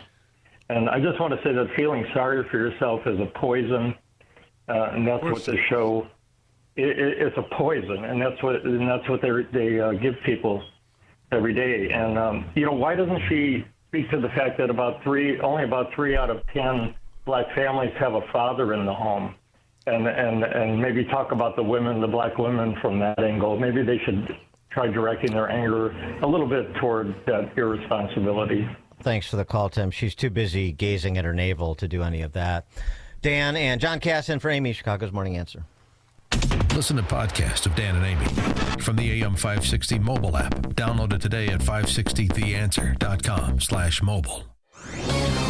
This is Seth Leibson for townhall.com. The U.S. Supreme Court this week heard arguments about whether children can be exempted from instruction their parents consider offensive. What kind of instruction? From the Washington Post, LGBTQ storybooks featuring gender transitions, same-sex playground romance, and questioning cisnormativity and power hierarchies. The picture book Pride Puppy asks students to search a pride parade for underwear, leather, and a lip ring. A book that invites kindergartners to ponder what it means to be non-binary and what pronouns fit kindergartners. Another book for youngsters, called Intersectionalities, comes with a foreword from a Marxist law professor at Columbia explaining the need to teach children not English and math, but social consciousness. When your kindergarten book needs a law professor's foreword, you're not in Kansas anymore, or anything near age-appropriate education. You're in the realm of indoctrination, and that's not what schools are for. Parents have every right to opt their little ones out of this. The Supreme Court seemed to agree. We'll find out in late June or July. This Mother's Day, give Mom something that shines as bright as she does. Hi, it's Mike Gallagher. Roland's Jewelers is the perfect place for a gift to make Mother's Day unforgettable. Roland's has such a beautiful selection of jewelry, and I'm a longtime customer of Roland's. I love this place, and I want you to make Mom feel truly special with a stunning Simon G necklace, a Roberto coin bracelet to match her style, or sparkling diamond stud earrings. I love that Roland's is family-owned, and I appreciate their expertly trained sales specialist. Roland's will help you find that perfect gift because Mom deserves jewelry she'll cherish forever. Visit Roland's Jewelers, downtown Libertyville, or RolandsJewelers.com. That's ROLLANDS, RolandsJewelers.com. Roland's Jewelers, a family-owned jeweler you can trust this Mother's Day, like I do. RolandsJewelers.com, or call them 847-918-7300, 847-918-7300, Roland's Jewelers.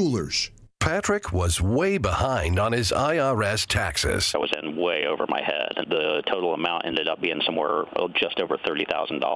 $30,000. Then the IRS came to collect. Started getting letter after letter. A lien had been filed against me. They were going to basically hang me completely out to dry. He had to do something. That's when I reached out to Optima Tax Relief. Patrick's life quickly got a lot easier. It was very easy. Pretty much hands off, They picked up the ball and ran with it. And how'd it go? I couldn't believe it. I had to ask 2 or 3 times. I saved an incredible amount of money. How does Patrick feel about Optima? Couldn't be happier. They definitely helped me. Optima Tax Relief, the best place to call. They're the best in the business. Do what Patrick did and call Optima Tax Relief for a free consultation. Call 800-965-1433. 800-965-1433. 800-965-1433. Optima Tax Relief. Testimonial from an actual client. Some restrictions apply. For complete details, please visit OptimaTaxRelief.com. AM 560. The Answer. At 6:36, we're fortunate to have a man of letters like John Cass in with us this morning, a philosopher king, if I may, because at 6:36, I want to pour over an essay that I've been meaning to get to all week. Ross Douthat's piece, the New York Times, on the age of extinction in which he alleges we are living and how to survive it. 6:36. Now we check the headlines. From the Team Hochberg Traffic Center, I'm Nikki Whaley. On the Edens in the morning, it's 53 degrees in Chicago in the AM 560 The Answer Newsroom. I'm Nikki Whaley. President Trump is cracking down on DEI in American education with 2 new executive orders. Trump took several executive actions Wednesday regarding education, including 2 targeting efforts to promote DEI in the classroom, saying U.S. education is finally getting out of the DEI business. The Chicago Bears and its fandom are mourning the passing of former player Steve Mongo McMichael. McMichael died yesterday after a long battle with ALS at the age of 67. He played 13 seasons with the Bears from 1981 to 1993 and was part of the 1985 Super Bowl championship defense. News is a service of Air Right Heating and Cooling, offering AM 560 listeners $56 off of any service, including inspections, or take advantage of limited-time federal rebates on a new furnace. Visit Air Right Heating and Cooling today at air-rit.com. Again, that's air-rit.com. I'll check out the roads coming up in 2 minutes on AM 560 The Answer. AM 560 has marked the start of summer with a night of cigar smoking and great conversation. And this year, we've expanded Cigar Night to 2 nights. Wednesday, May 21st at Gobert's Farm in Pingree Grove. And Thursday, May 22nd at Gaelic Park in Oak Forest. Featuring the great Larry Elder, along with AM 560's Dan Proft and Sean Thompson. Tickets are on sale now at 560theanswer.com/cigar. That's 560theanswer.com/cigar. Sponsored by Air Right Heating and Cooling. The International Fellowship of Christians and Jews has supported and will continue to support the people of Israel with life-saving security essentials. Your gift today will help save lives by providing bomb shelters, armored security vehicles and ambulances, firefighting equipment, flak jackets and bulletproof vests, and so much more. Give a gift to bless Israel and her people by visiting supportifcj.org. That's one word, supportifcj.org. Trust and Will knows that we'll all eventually need a will. How about right now? Trust and Will makes creating your will easy, like while you're lounging on the couch easy. Trust and Will is designed by attorneys but customized by you, and all documents are state-specific and secure. Find your plan at trustandwill.com and use offer code RADIO now for 20% off. That's trustandwill.com, offer code RADIO. Trust and Will is an online estate planning service. Visit trustandwill.com for details. Can you afford not to have effective video surveillance? Is your outdoor inventory at risk? Theft and vandalism can hit your bottom line hard. Stop these events before they happen. Monitor your business 24/7 with alarm detection systems. We prevent crime with live operators watching video alerts, ensuring your assets and employees are secure. It's not worth the liability when you can effectively protect what matters most. Call ADS at 1-630-844-6322 or visit adsalarm.com for a free demo. Alarm license number 127000143. Spending too much on security guards to patrol your property? With rising crime rates, guards may not be enough. And the cost, it's adding up fast. At Alarm Detection Systems, we offer a more innovative solution. Live video monitoring. Cameras provide extra coverage in even the hardest to reach areas. Unlike guards, they never get intimidated. Our operators watch video alerts in real time, cut costs, increase coverage, and stay secure. Call ADS at 1-630-844-6322 or visit adsalarm.com for a free demo. Alarm license number 127000143. Steel, walk behind, zero turn, and stand on mowers are built to get the job done. Shop online or at your local Steel dealer. Steel, let's go mow. From the Team Hawkberg Traffic Center, I'm Nikki Whaley. On the Edens inbound from Lake Cook to Montrose, about 19 minutes. Outbound, about 13 minutes. On the Kennedy inbound from Montrose to the Burn Interchange, about 15 minutes. Outbound, about 24 minutes. On the Eisenhower, inbound from Wolf to the old post office, 24 minutes. Outbound, about 20 minutes. That's due to a crash involving a UPS truck on the right shoulder. That's going to be around 25th Avenue. On the Stevenson, inbound from the Tri-State to Lakeshore Drive, 24 minutes. Outbound, about 16 minutes. This report is sponsored by Macy's Backstage. What will you find at Macy's Backstage? How about fun Mother's Day gifts for under $15? Get low prices every day on unique finds before they're gone. In-store only at Macy's Backstage today. Find a location near you at macy'sbackstage.com. Off price, on trend, arriving daily. Chicago's Morning Answer continues next. But now check your forecast from the National Weather Service. Nice day today. Clouds and sun. High today 71. Cloudy tonight and the low 49. Cloudy with a shower and thunderstorm. Breezy cooler day tomorrow. The high 66. And then sun and clouds on Saturday. The high at 56. I'm Steve Williams on AM 560. The Answer. Get the latest weather, traffic, and news updates online at 560theanswer.com. Now, from the Signature Bank Studios. Only the biggest stories, only the biggest guests, and only the biggest opinions. This is AM 560, The Answer.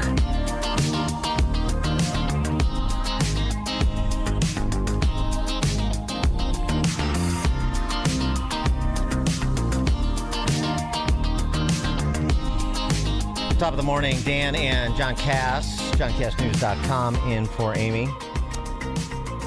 Good morning. If I may borrow from Mark Antony's funeral oration in Julius Caesar, lend me your ears, John Cass and fellow countrymen. This Ross Douthat piece in the New York Times, The Age of Extinction. Oh, God. Okay. Oh, are you skeptical already? Anything that comes from the New York Times, I'm skeptical of. Well, Douthat is a serious person. Uh-huh. And I would say center-right, conservative, center-right / conservative Catholic. The age of extinction, he's talking about the digital age. Mm-hmm.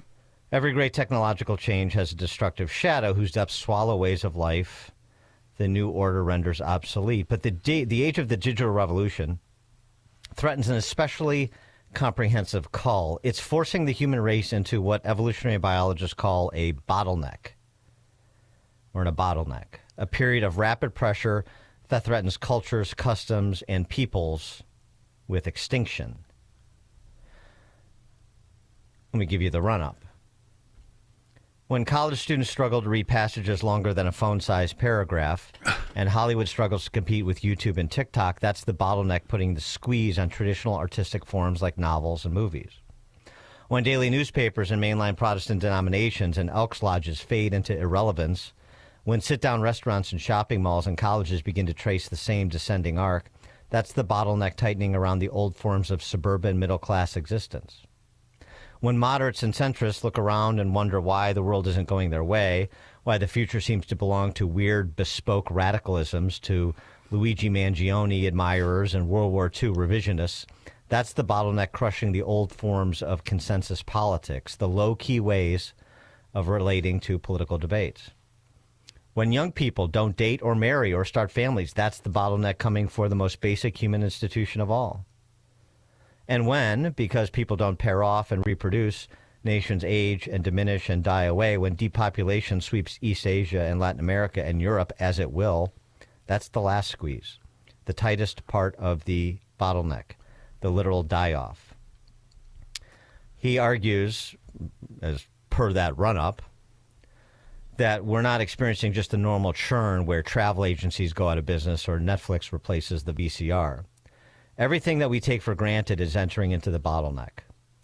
And for anything that you care about, from your nation to your worldview to your favorite art form to your family, the key challenge of the 21st century is making sure that it's still there on the other side.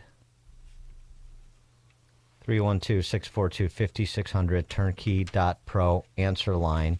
Surviving the bottleneck, if you submit to the premise.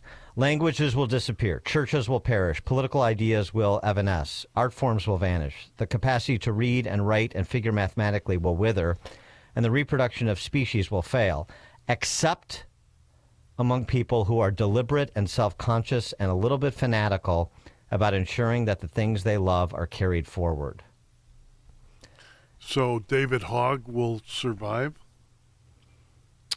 I would say that David Hogg is a good example of somebody who will be subsumed by the bottleneck, according to the formulation of Russ Douthat. You know, this is 30 years since the movie The Killing Fields came out. And I've been watching these leftist screaming shriekers, thinking that's inevitable. But is that a bottleneck too? Well, I mean, I think what he's talking about, I mean, is what he's getting to in that run-up of describing sort of what is happening is that the virtual is replacing the physical. And he writes, many cases, virtual substitutes have meaningful upsides. They're forms of intellectual and scientific work that were impossible before the internet annihilated distance. Remote work can be a boon to family life, even if it limits other forms of social interaction. The online popularity of long podcasts might be token a retreat from literate to oral culture. But it's at least counterexample to the general trend of short, shorter, and shortest. And in many cases, and I agree with him on this too, the virtual substitutes are clearly inferior to what they're replacing in terms of the sort of algorithmic and now AI-generated artistic offerings, for example. I really don't even know if students can even read. They can't read the way you read. Well, this is in school. Well, this is part of what he's talking about. Yeah, right. Short, shorter, and shortest, in addition to all the, I mean, so it's technological, but then it's also been cultural, and it's a combination of the two. There's this attack on Western civilization that has been coming from the left for 100 years.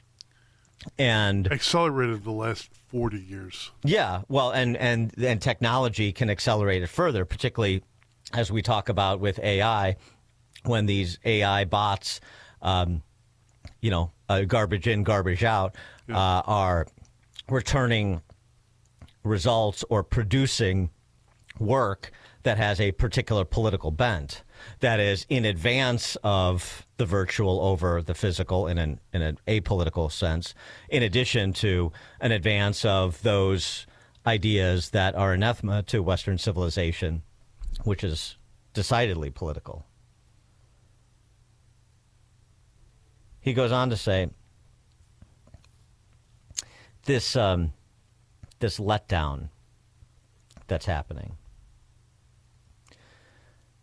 the result of what he's describing, the result is a landscape where national politics seems incredibly important and local politics irrelevant, where English can seem like the only language worth knowing and an American presidential election feels like an election for the presidency of the world, where the life of small countries and local culture seems to be, at best, anachronistic, where the celebrity influencer half a world away takes the place of in your mental space that friends and neighbors used to occupy.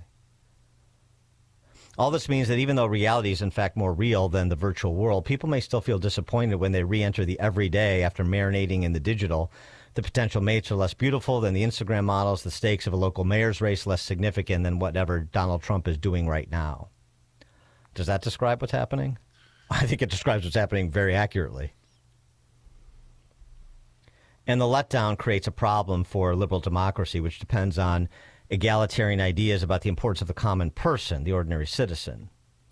It encourages a fashionable anti-humanism, an impulse to justify suicide, expand euthanasia, a general sense of personal and cultural futility that's especially apparent when you visit the geographic locales that are aging and depopulating fastest. Think urban centers. There's a palpable feeling in these places that history has not, that history once happened here, but that now it's happening only in America and inside your phone. So why would people bother to buy a future for themselves in provincial Italy or rural Japan or on Caribbean islands outside the resorts or in the Balkans or the Baltics? Or central and southern Illinois, for that matter. He goes on to say, how much survives will depend on our deliberate choices. The choice to date and love and marry and procreate, the choice to fight for particular nations and traditions and art forms and worldviews, the choice to limit our exposure to the virtual, not necessarily refusing new technology, but trying every day in every setting to make ourselves its master. And this is not really fatalism, even though he's essentially arguing that we're at this bottleneck moment where there is a real threat of significant extinction of Western cultural traditions and maybe entire populations. But he's really offering this as an exhortation to be deliberate in what we do. And as he said, to make the virtual subordinate to you as opposed to your master, to be purposeful about living in the physical to a certain extent, probably more of an extent than I want to live in the physical. But anyway, I will have to break tradition and find that piece, sit down with a cup of coffee and read it on my own. Yeah, you may want to make that an Irish coffee. Before I stare at the bleak horizon and jump off the cliff. Before you before you open your computer and stare at the abyss. Here's being deliberate. I mean, this is not new, but I think the sort of the overarching analysis is interesting because it is quite descriptive of what you see today if you're looking. So here's the being deliberate. Have the child, practice the religion, found the school, support the local theater, the museum, the opera or concert hall, even if you can see it all on YouTube. Pick up the paintbrush, the ball, the instrument. Learn the language, even if there's an app for it. Learn to drive, even if you think soon Waymo or Tesla will drive for you. Put up headstones. Don't just burn your dead. Sit with the child, open the book, and read. Well, I like the headstones part for sure.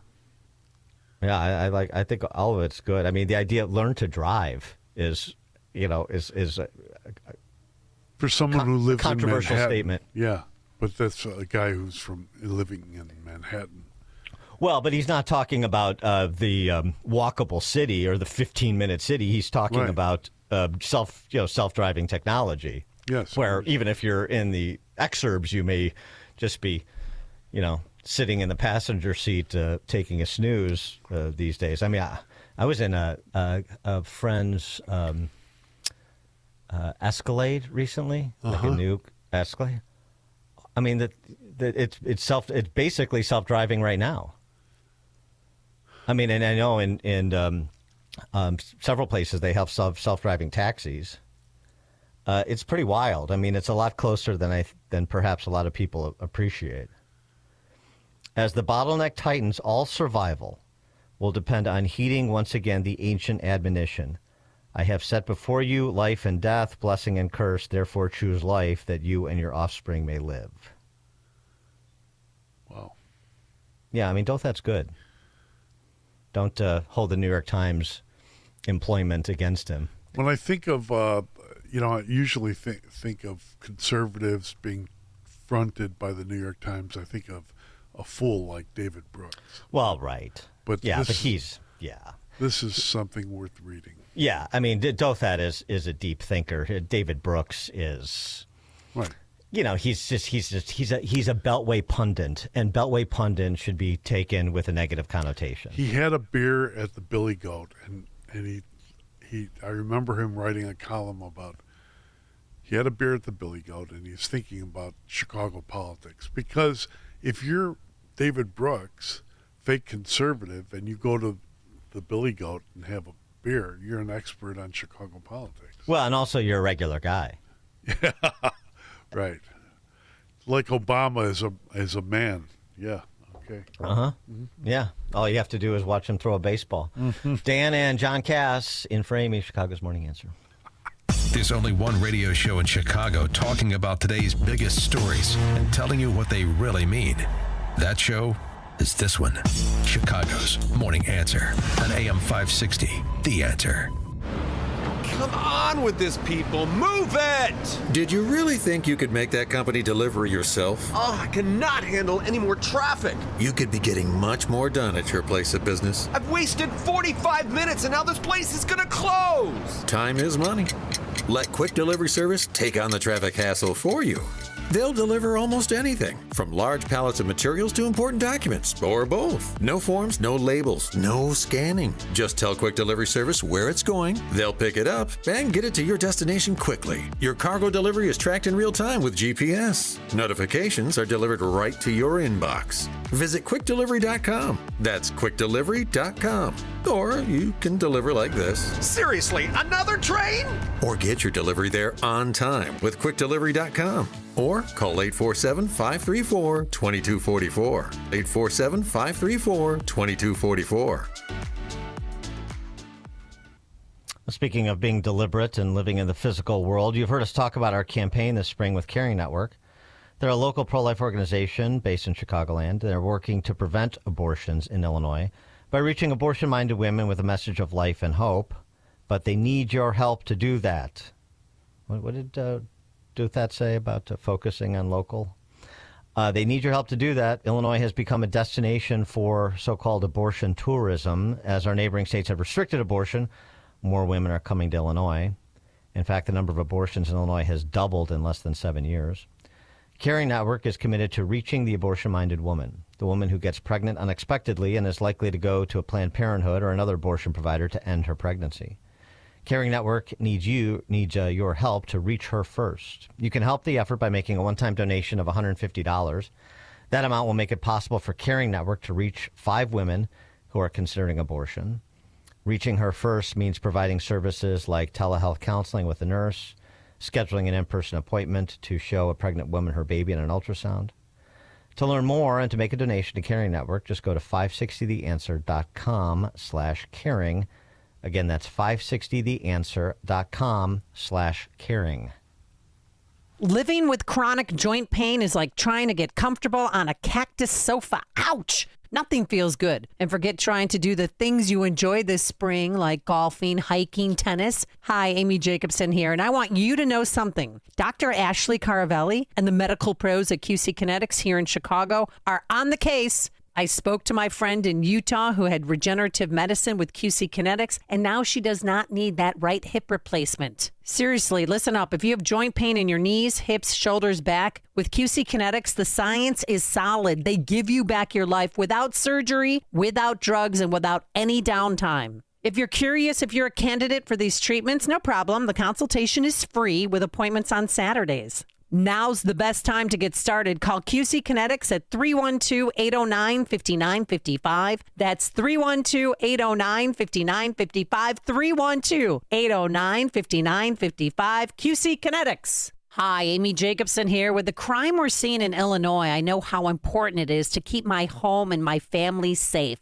That's why I chose Goldilocks for my home security. One of their awesome technicians just came over and gave me a free assessment of my home. They found vulnerabilities that intruders typically look for and created a personalized plan for me. Goldilocks offers state-of-the-art smart home security systems with HD cameras, motion detectors, smart locks, mobile notifications. As you know, crime in Illinois is out of control, and I'll sleep easier knowing that Goldilocks has my back. They even offer commercial security systems for any size business. Tell them Amy Jacobson sent you, and Goldilocks will include 3 months of monitoring for free with any new install. Call Goldilocks today at 708-889-5600. That's 708-889-5600. Or visit them online at GoldilocksInc.com. That's GoldilocksInc.com. Signature Bank is Chicago's fastest growing independently owned business bank. It's a bank where relationships still matter. I'm Dan Proft, and I know this because Signature Bank is my business bank. Hi, I'm Tony Dreyfus, founder and president of Metropolis Coffee Company and a proud new customer of Signature Bank.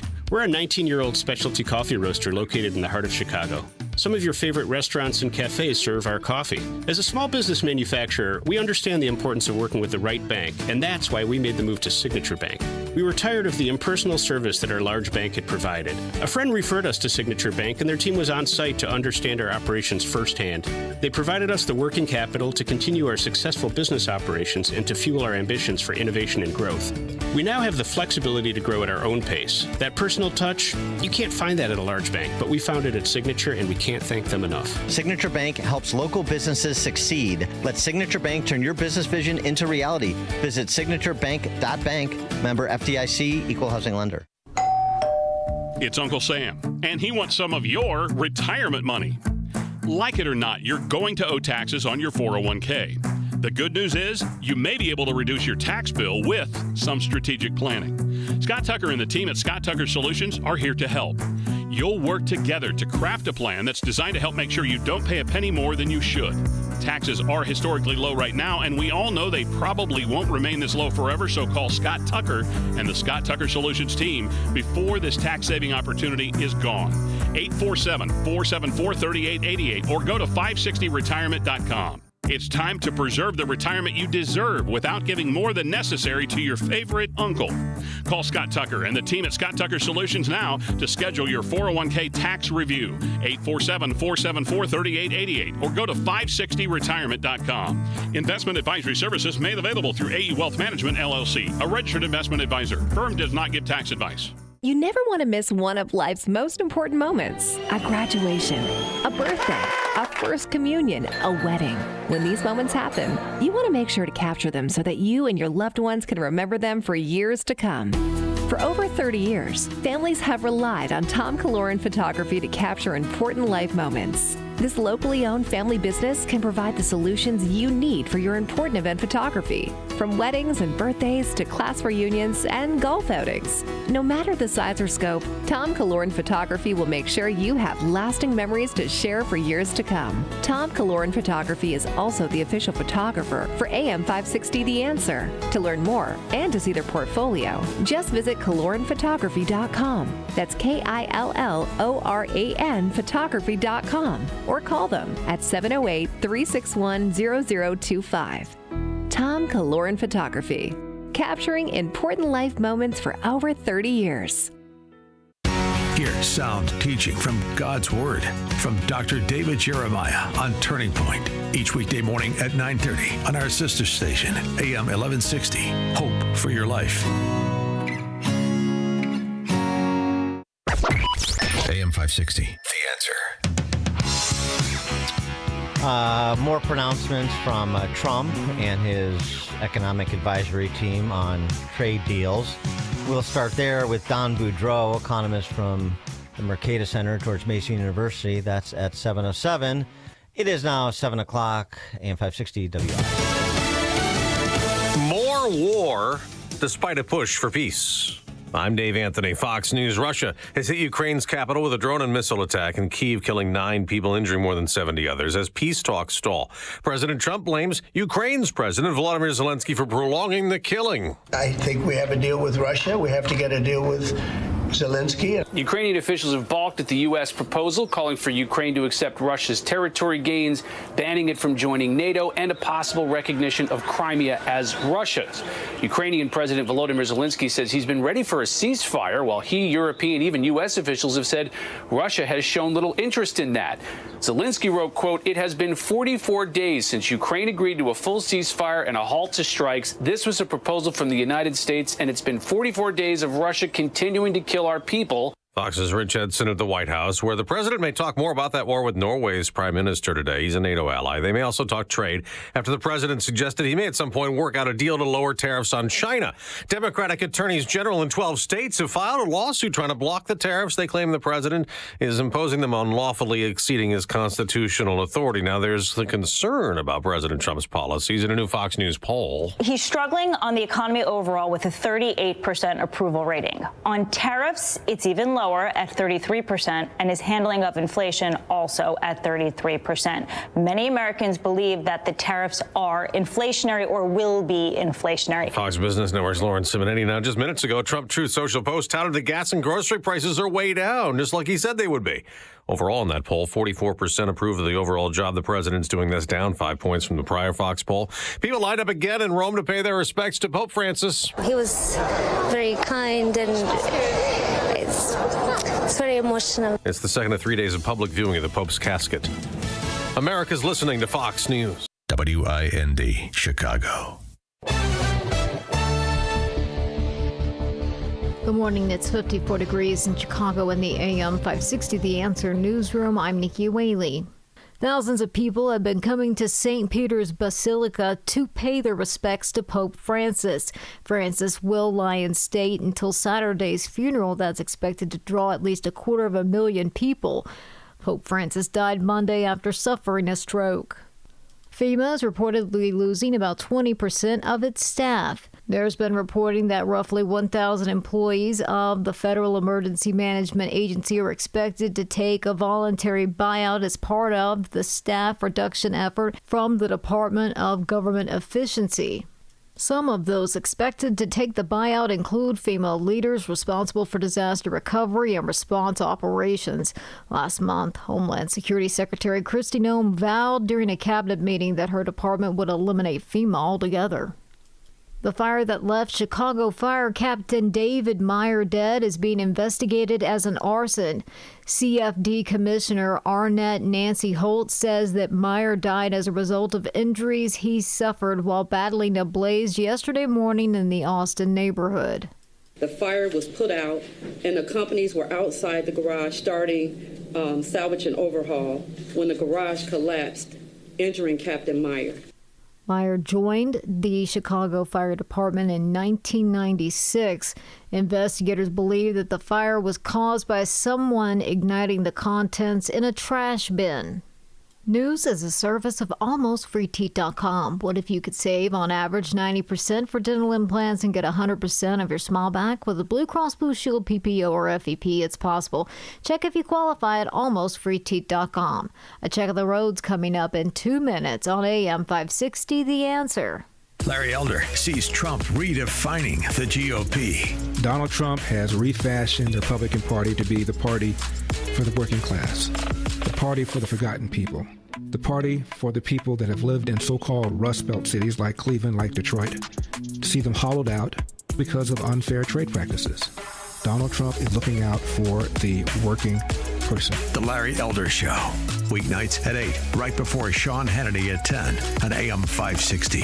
The Answer. Don't get suckered into the same old free phone game by Big Wireless. There is a better way. Pure Talk, my sponsor, my wireless company, has a better offer. The brand new free Samsung Galaxy with qualifying plan for $35 a month. You get unlimited talk, unlimited text, 15 gigs of data, all on America's most dependable 5G network. Just dial pound 250, say the keyword Pure Talk for your free Samsung Galaxy with qualifying plan. Pure Talk, wireless by Americans for Americans. Wesley Financial Group is not a law firm. Do you find yourself stuck in a timeshare? Get the real facts about the timeshare industry and your options for cancellation. Chuck McDowell, founder of Wesley Financial Group, has put together a free information guide that reveals the secrets the timeshare industry doesn't want you to know, including the 5 ways to get rid of your timeshare. Call now and get this timeshare cancellation guide absolutely free. Call 800-893-2288. 800-893-2288. 800-893-2288.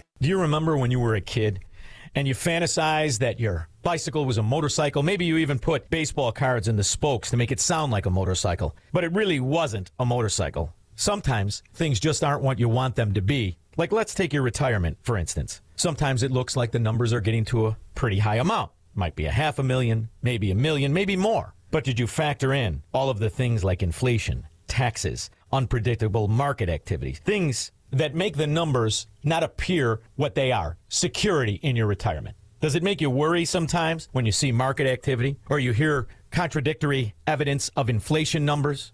Or what taxes will be on retirement? If these things make you worry, get nervous, even wonder if you have enough, well, then it's time to call Tom Fortino and the people of Alpha Wealth Group for a complimentary discovery meeting. And you can do that today. Simply call 630-864-6711. That's 630-864-6711 or online at alphawealthgroup.com. From the Team Hawkburg Traffic Center, I'm Nikki Whaley. On the Edens inbound from Lake Cook to Montrose, about 21 minutes. Outbound, 14 minutes. On the Kennedy inbound from Montrose to the Burn interchange, 21 minutes. On the outbound side, about 27 minutes.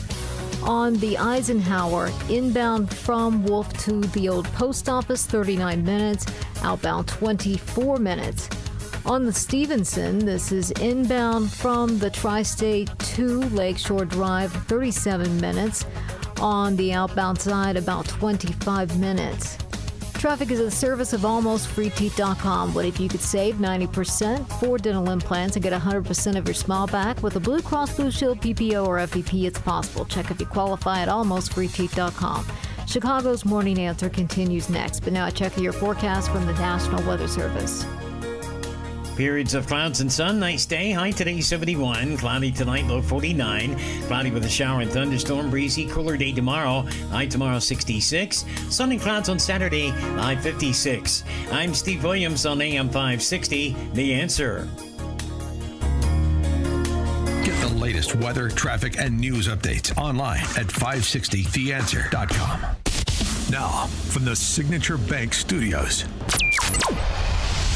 This is Chicago's Morning Answer with Dan Proft and Amy Jacobson on AM 560. The Answer.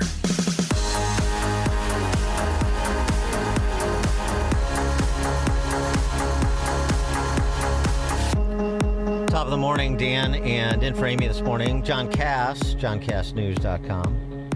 Famed Chicago columnist. Thanks, Danny. Also, Chicago Way podcast. You get it at johncassnews.com. Can I get a plug in here? You may. Just not a plug, but an acknowledgement. Today, or a few hours ago, I read that Steve McMichael passed, and it's all in the news now. Bears Hall of Famer, great defensive tackle, and I just wanted to take a hat off and say thanks, Steve. I loved watching you play. Yeah, I mean, it definitely try to get to that in a little bit more depth before the show is over today. But sorry. Yeah, McMichael, right? Bears grade, 85 Bears Hall of Famer, and just it was just very difficult to watch him deteriorate as after it was announced that he was afflicted with ALS, and so. 67 years old, I think.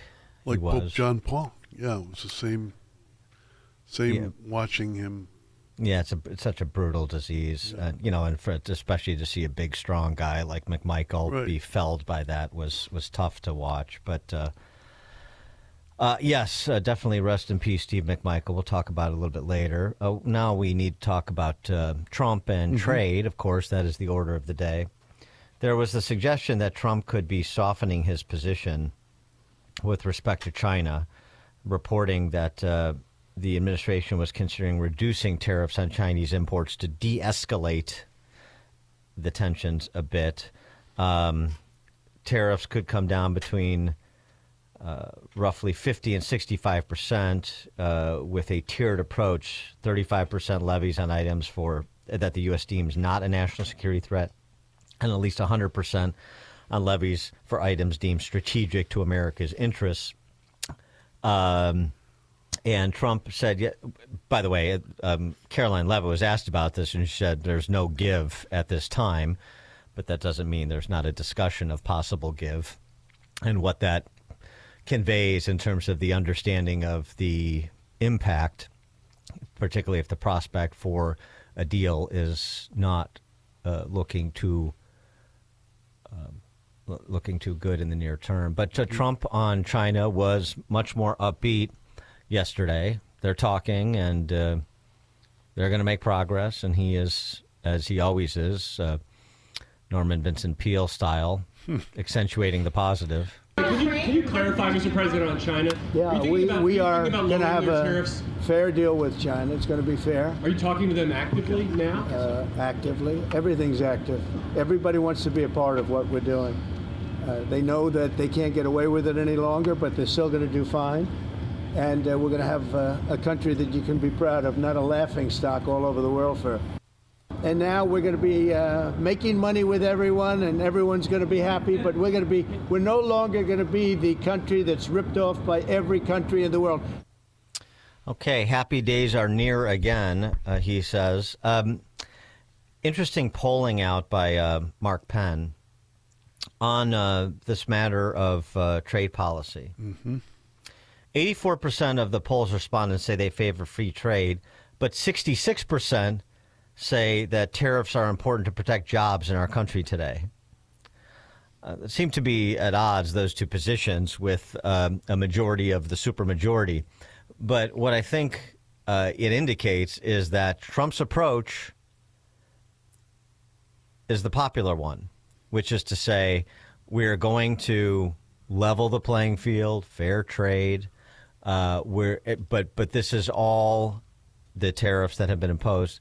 This is all a predicate to getting tariff barriers reduced on both sides of the equation across the globe. And if he's able to accomplish that, then I think happy days will be here again. Kevin Hassett is the chairman of the Council on Economic Advisors. And he was on Fox yesterday providing a little bit more detail that trade deals are in the offing. This is not going to be years and years. This is going to be weeks and weeks. I could tell you that Jameson Greer, I just got off the phone, Brian, to make sure that you had the latest information right before I got on the air. And he tells me that he's already scheduled 14 meetings this week with foreign trade ministers. And we have 18 written offers from foreign trade ministers already this week. And so the fact is that this could happen fast. It's not going to happen the way it does in previous administrations. It's going to happen in Trump time. And the fact that we've made so much progress is a reflection of the fact that Jameson Greer and Howard Lutnick and the top trade team, including Peter Navarro, have been working on these deals really since the 20th of January. And so we've got a lot of progress to report, and it's not rushed deals. It's carefully thought out deals in anticipation of the actions that the president took. Okay. So piling up victories is in the near term, according to Kevin Hassett. I hope he's correct. For more on this, let's be joined by Don Boudreau, American economist, author, professor, co-director of the program on the American economy and globalization at the Mercatus Center at George Mason University. Don, thanks for joining us again. Appreciate it. My pleasure, Dan. Good to be here. I know you're a free trader. Of course, we've talked about this many times. But, if Trump is able to get to the other side, like Kevin Hassett is indicating, and start piling up new trade arrangements with important trading partners and perhaps putting additional pressure on China to cut a deal as well, knowing that we're never going to get to free trade, although it has been interesting that the EU offered zero tariffs. And so maybe we'll get in some places to something approximating that. But if he is able to do that, that ends up being short-term pain and long-term gain for the United States, doesn't it? Well, look, I think the president does not know what he wants. I mean, even the clip that you just played, he clearly believes, and I think he's sincere, he clearly believes that whenever the United States runs a trade deficit with a particular country or region like EU or Canada, Mexico, that means they are ripping us off. Mm-hmm. There is no reason to believe that if we did go to global free trade, that America would have balanced trade with every country. In fact, it simply would not happen, and we wouldn't expect it to happen, and we wouldn't want that to happen. But if we have free trade and that turns out not to happen, Trump will look at it and say, oh, my gosh, we still have a trade deficit with the EU. We still have a trade deficit with Mexico. Something's wrong. And so he is internally conflicted in what he wants. He might think that a world of free trade will bring about balanced trade of the so-called balanced trade of the U.S. with every country, but it won't. Another problem I have is a lot of the Trump people, Peter Navarro tops among them, but Trump himself, one of the constant complaints they make about trade is that it has destroyed so many manufacturing jobs and that it will bring back, these tariffs will bring back manufacturing jobs. That's not going to happen. Manufacturing jobs were lost largely because of technological innovation, not because of trade. And so if they believe that these trade deals and other countries lowering their tariffs will restore manufacturing employment in the U.S., they're going to be disappointed. And so I think they would interpret that as a failure of free trade. So they are so confused in their understanding of the economy that I don't trust them. And frankly, I think a lot of this coming from Kevin Hassett is just happy talk. Maybe. I hope it's not, but that could very well be. I mean, you're definitely right about that in terms of the two minds at war, or two halves of a mind at war with one another. I mean, the example, there's a real world example of it. Trump negotiates and does the USMCA in his first term, which he says is such a major improvement over NAFTA in terms of trade relations with Canada and Mexico. And then now, greatest trade deal ever done, yeah. Greatest trade deal ever done. And now that's to be completely discarded. We don't need Canada. We don't need Mexico. They need us. And we're right back. So, I mean, I take your point, and there's a real world example of it that provides pretty good evidence of your point. But still, you have the promise being made that this is going to bring people to the table in a way that just saber rattling wouldn't, and that you've got Jameson, Greer, and Hassett, and Bessent, and others, some of whom are not nearly as protectionist oriented as Trump is, Navarro being a major exception, that are essentially, publicly promising and providing alleged progress reports on trade deals. So even if it doesn't work out like they thought it was, where we're going to have, no trade deficits with any trading partner, which I agree with you is folly, even if it doesn't work out that way, they have to get this done because they have to deliver on that promise. Well, again, it's good to bring people to the table, of course, but you have to know what you're bargaining for. And if they manage to lower worldwide trade barriers, that's fantastic. Yeah. I don't think they know what they're doing. And so they're going to the bargaining table, and what they really want is for other governments to arrange to restrict. I think this is what they really want. They want America to export more and to import less. That's what they think they're going to get from these trade bargains. That won't be the result. If in fact they get lower tariffs across the board, we're going to have more exports and more imports. That would be very good for America. But I don't think Trump. I don't believe that's what he wants, and he's confused. And so I'm worried about that. They're going to the table and they don't really know what they want. And well, so I just wonder about the outcome. Yeah, I mean, normally I would say, faulty premises, faulty conclusions, but there is the possibility here because they have mutually exclusive competing goals that they will be philosophically wrong and practically right. I mean, I just think there's that prospect, particularly because of the geopolitics of this. For example, focusing on China, and the effort that's been afoot since his first term and is being pursued with renewed vigor to develop stronger ties to India, to work with India and Vietnam, to encourage multinational companies to move supply chains that include China to places like Vietnam or India or Singapore. Now, I mean, that doesn't happen overnight, but this is a way to continue to isolate and put pressure on, arguably, I would think, our major national security threat. That's the Chinese Communist Party, and to impose consequences for the Chinese Communist Party's internal contradictions, which prevent the Chinese government and China from realizing the economic power of their populace. Look, I agree that China is a problem, and President Xi's policies over the past 13 years have actually reduced economic growth in that country. But to your larger point here, if that, I think it's good if we can move supply sources out of China to other places. That is definitely a good thing. But if that was Trump's goal, then what he should really do is just drop immediately tariffs on goods coming into America from Vietnam and Canada. Yeah. But in fact, he's raised them. And so he says he wants to disentangle us from China, and you're correct, Ian. One of the great ways to do that is to, as they call it, friendshore. But he's putting higher tariffs on our friends. And he's doing with some of our friends like Canada and Mexico, where he himself just 5 years ago instituted this new trade deal that you mentioned, the revision of NAFTA. And what does that do to his reputation as a bargainer, to America's reputation as a treaty partner? I think it's a wrong-headed approach, even if that particular goal is one that we all agree upon, namely disentangling as much as a little bit more from China. I wonder if there is this laboratory experiment going on in real life that will perhaps provide some utility in general global understanding of trade.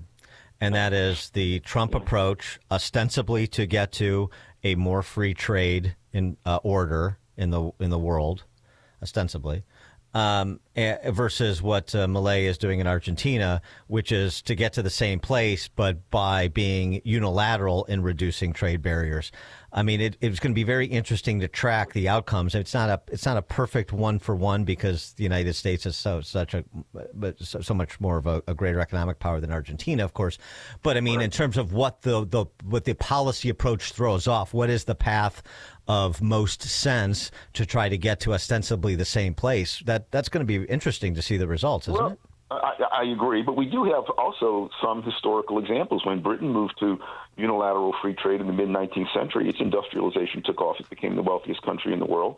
When Hong Kong eliminated all protective tariffs in the 20th century, it went from being one of the poorest places in the world to being one of the richest. Singapore has no natural resources, but it's a free trade zone. Hong Kong and Singapore, of course, are small relative to the U.S., but we do have some historical examples of unilateral free trade working exactly as economics predicts. And I would point you also to I agree that that's a good experiment. We have to keep our eye on it. But giving us sort of forward information are the financial markets. And the financial markets over the past month, since April 2nd, have been an incredible predictor of, they reveal what global investors think about Trump's tariffs. Whenever the protectionism ramps up, the financial markets go down. Whenever there's an easing off of the protectionist rhetoric, financial markets go up. Investors look to the future, and they know that the kind of protectionism that Trump is talking about is bad for America. And they apparently, investors that is, they apparently are not optimistic that Trump is going to be that Trump's goal truly is more global free trade, or that he will be successful in bringing it about. Yeah, I mean the problem. I mean the reason I look at Argentina in a real-time example as opposed to the historical. Yeah, it's just because and because Trump is always touting, he did yesterday again, that we had this great expansion and industrialization and economic power in the late 18th century into the 19th. At the late 19th century into the 20th century before the income tax, where it was, tariff-based revenue generation for the federal government, and he focuses on that. And of course, tariff. You can't look at these things in isolation. You have to look at it with respect to overall tax and regulatory policy. But he uses that as a historical example that's what we'll see again if we pursue the neo-mercantilist strategy he's pursuing. So if you look at data on annual industrialization in the United States from the late 18th century through the early 20th century, here's what you find in the data. During those years when average tariff rates were rising in the U.S., the rate of industrialization was slower than during those years when tariff rates were falling in the U.S. Now, the U.S. in the 19th century was largely a free market economy, and so tariff policy wasn't even the main thing in play. Mm-hmm. But the evidence shows that higher tariffs, to the extent they had any effect at all, seem to have retarded, not eliminated, but retarded the growth of industrial production, whereas falling tariff rates accelerated it. Yeah, well, it's sort of that basic economic 101 principle that taxes are anti-growth. Power to tax is the power to destroy. I mean, sometimes we forget the basics, I suppose. Yeah, tariffs are taxes. Yeah. You don't tax your way to prosperity. I think a lot of conservatives believe that. Yeah, right. Yeah. Don Boudreau, American economist, author, professor, co-director of the program on the American economy and globalization at the Mercatus Center at George Mason University. Don, thank you as always. Appreciate it. Thank you, Dan. Bye-bye. And he joined us on the Turnkey.Pro answer line. This is the morning show more Chicago radio listeners are choosing. This is Chicago's Morning Answer on AM 560. The Answer. Did you know that AM 560 Radio has a full-service digital marketing division called Salem Surround? If you're a business decision maker, listen up.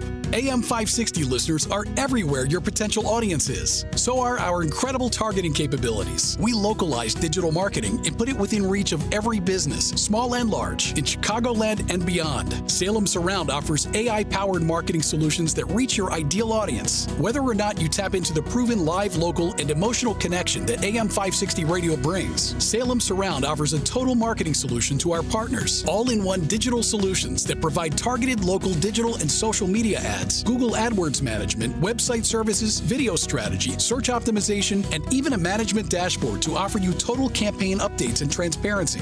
Your Salem Surround representative is located right here in Chicago. Experience the Salem Surround digital revolution today. Call 847-472-8951. That's 847-472-8951. Hi, I'm Ken Mariotti, owner of Woodland Windows and Doors, a third-generation family-owned business since 1969. We know you're bombarded by choices when shopping for new windows or doors, so we're inviting you to experience the Woodland difference. For decades, we have been transforming living spaces with Marvin Windows, a fifth-generation family business. Marvin replacement windows have been known to increase the warmth of your cold rooms by 10 degrees. Think about that, 10 degrees warmer. When you welcome Woodland into your home, you will get a product expert to transform your living spaces, full-time, dedicated professional installers that you can trust in your home, along with the best products like Marvin.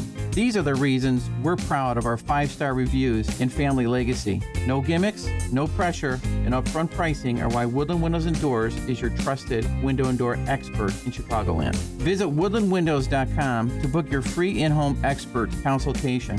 That's woodlandwindows.com, or stop by our showroom at the corner of Lake and Geary in Roselle. Virago is fending off viruses and making America healthy again. Hi, my name is Dr. Michael Huber. I'm one of the co-founders of Virago, the immune enhancement cocktail. Virago contains 23 natural ingredients that work synergistically to boost your immune system. Virago's natural ingredients also protect your heart, your brain, and your liver through its anti-inflammatory and antioxidant properties. Virago also promotes healthy gum health. So go to myvirago.com, that's myvirogo.com, and use promo code IMMUNE to get 30% off. And remember, Maha starts with Virago. Boost your immune system with Virago. Order your bottle today. Visit myvirago.com. That's myvirogo.com. And use coupon code IMMUNE to save 30%. That's myvirago.com. Use coupon code IMMUNE to save 30%.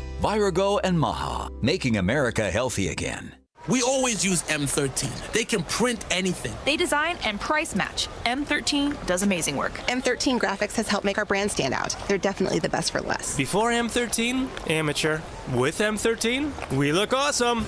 M13 Graphics, Chicago's leader in full-color design and printing. Set your business up for success with exceptional print products. Turned around in just 24 to 48 hours. Business cards, postcards, posters, banners, brochures, apparel, you name it. M13 will design and print nearly anything for your business. They have the right people in place and a reputation that keeps customers happy and coming back for more. They're a Chicago company that embodies the idea of business integrity. They live it every day. After all, in this country, you're free to do business with who you choose. Respect that freedom. Choose the best. For speedy turnaround, excellent service, and the best pricing in Chicagoland, choose M13 Graphics for all your design and printing. Online at M13.com. Visit M13.com or call now, toll free, 877-M13-1913. That's 877-M13-1913. AM 560, The Answer. John Cass in for Amy J. And John, I'm sorry to report that your theory about Jelly Belly trading in his governor sash for a senator sash is probably not going to be realized. But I've got a column for Sunday. I have to change according to the facts on the ground? Well, you don't have to.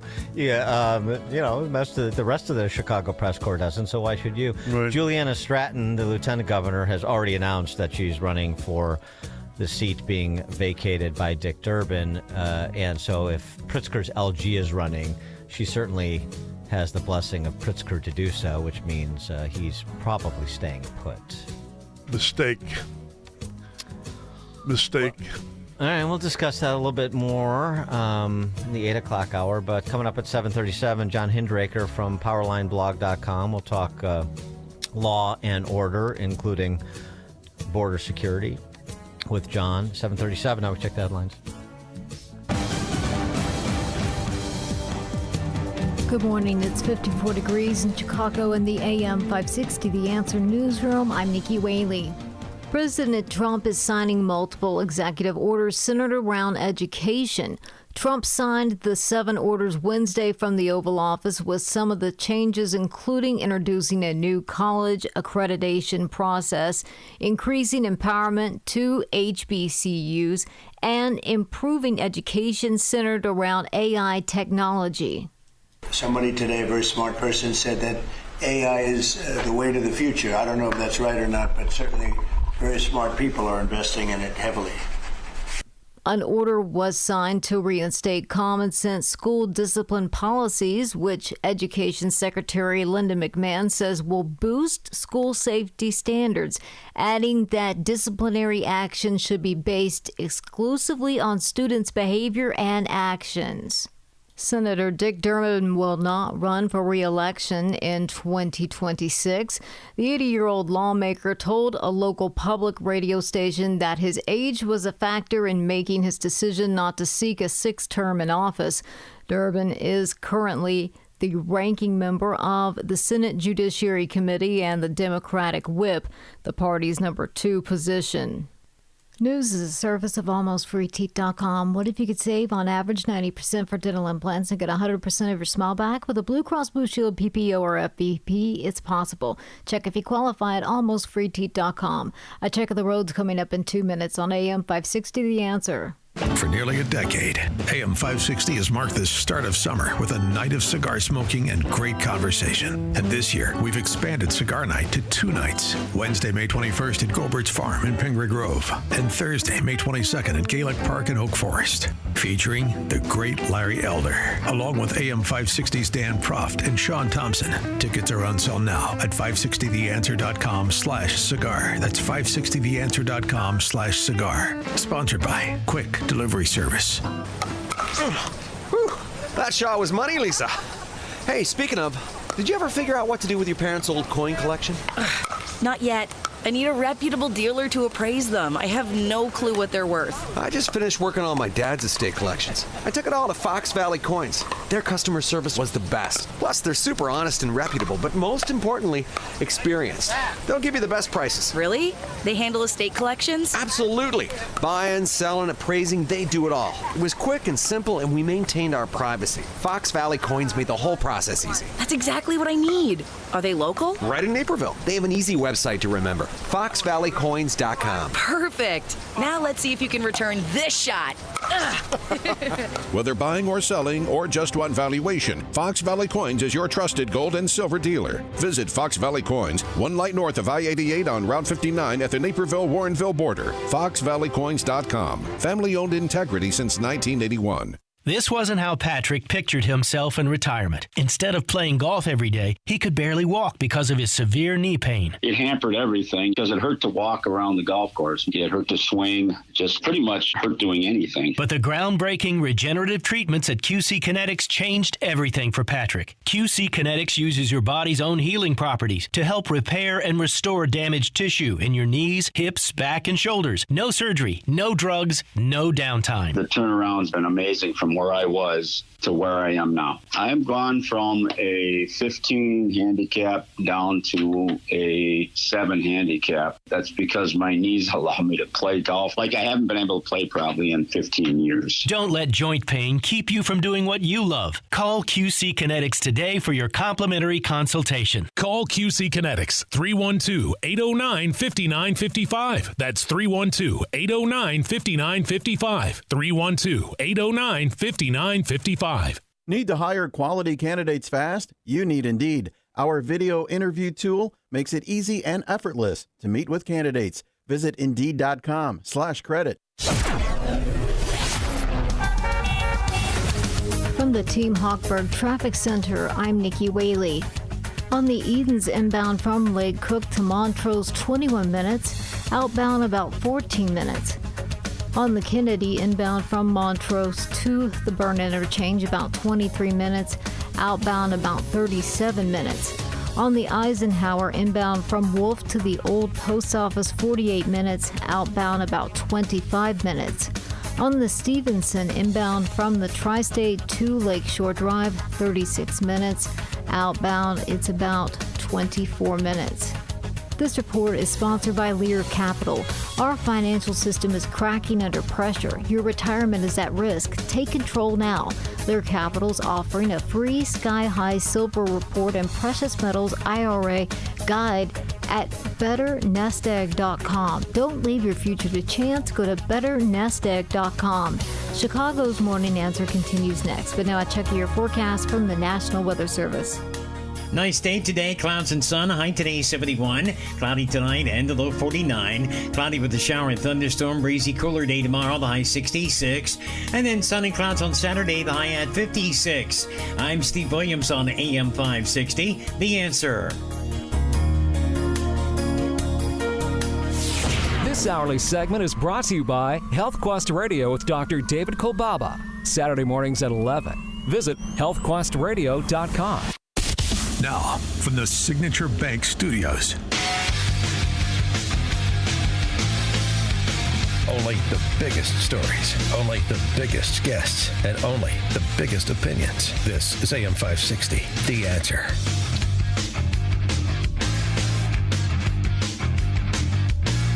Top of the morning, Dan and Amy. Another case representing the carnage and fallout from the open borders during the Biden administration and the sanctuary jurisdictions that championed open borders and served as a dumping ground for people who entered this country illegally. States like, Illinois, California. Bill Malugin, Fox News, interviewed the families of the fathers, actually, of two teens who were killed by an illegal alien who crashed into them while drunk, high, and speeding at more than 100 miles an hour in Orange County in 2021.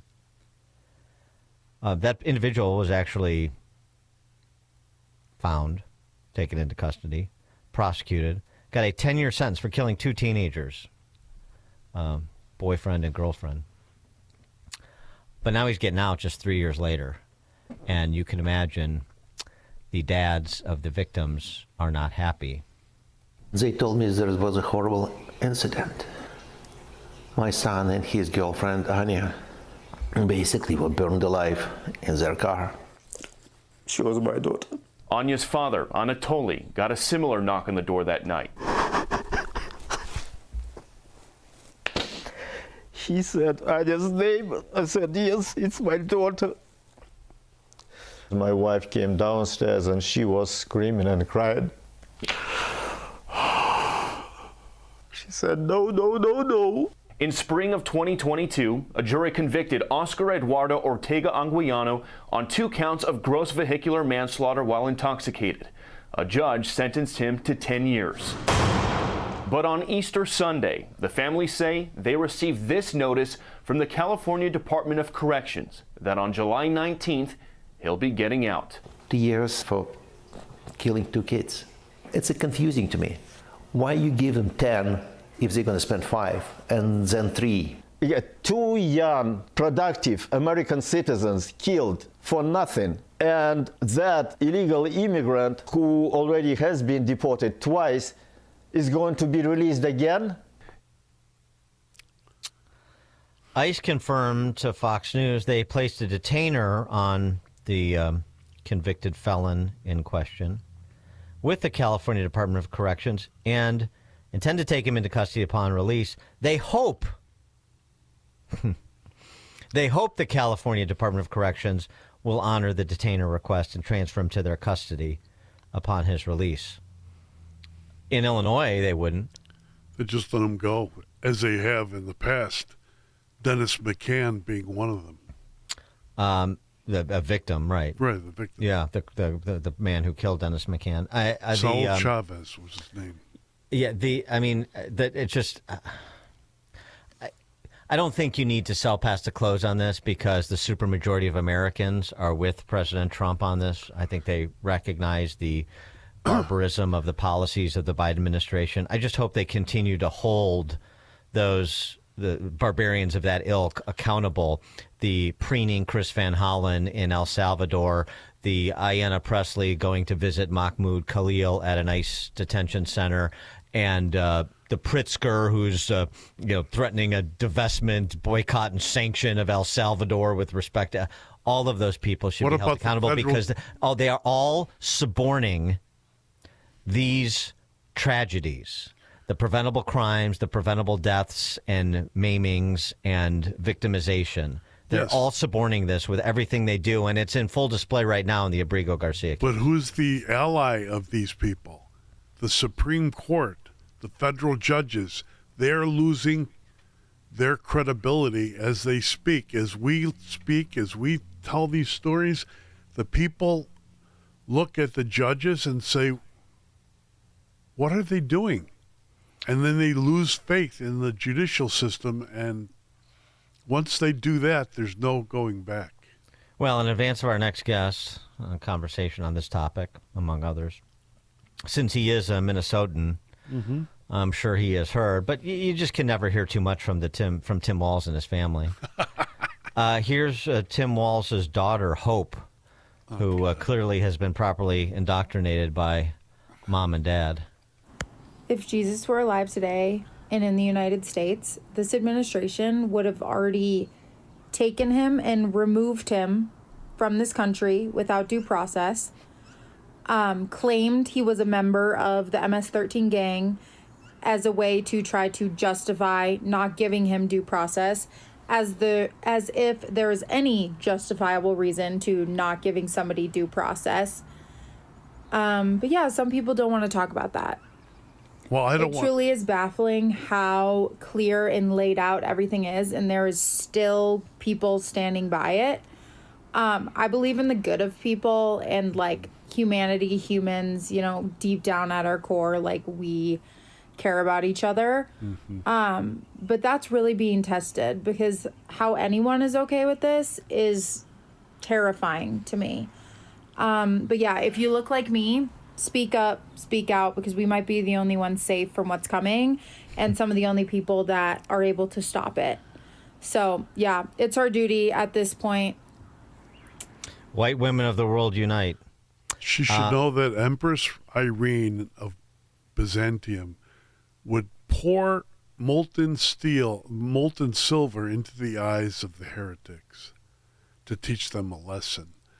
And I think not that I want anything bad to happen to the poster child of Timmy Walz's daughter, but talking about Jesus in that way is some sort of heresy to me. Yeah. She's not saying Abrego Garcia is Jesus. He's just Jesus-like. John Hinderaker is the president of the Center of the American Experiment, and he's a contributor to PowerlineBlog.com. John, thanks for joining us. Appreciate it. Hey, great to be with you, Dan.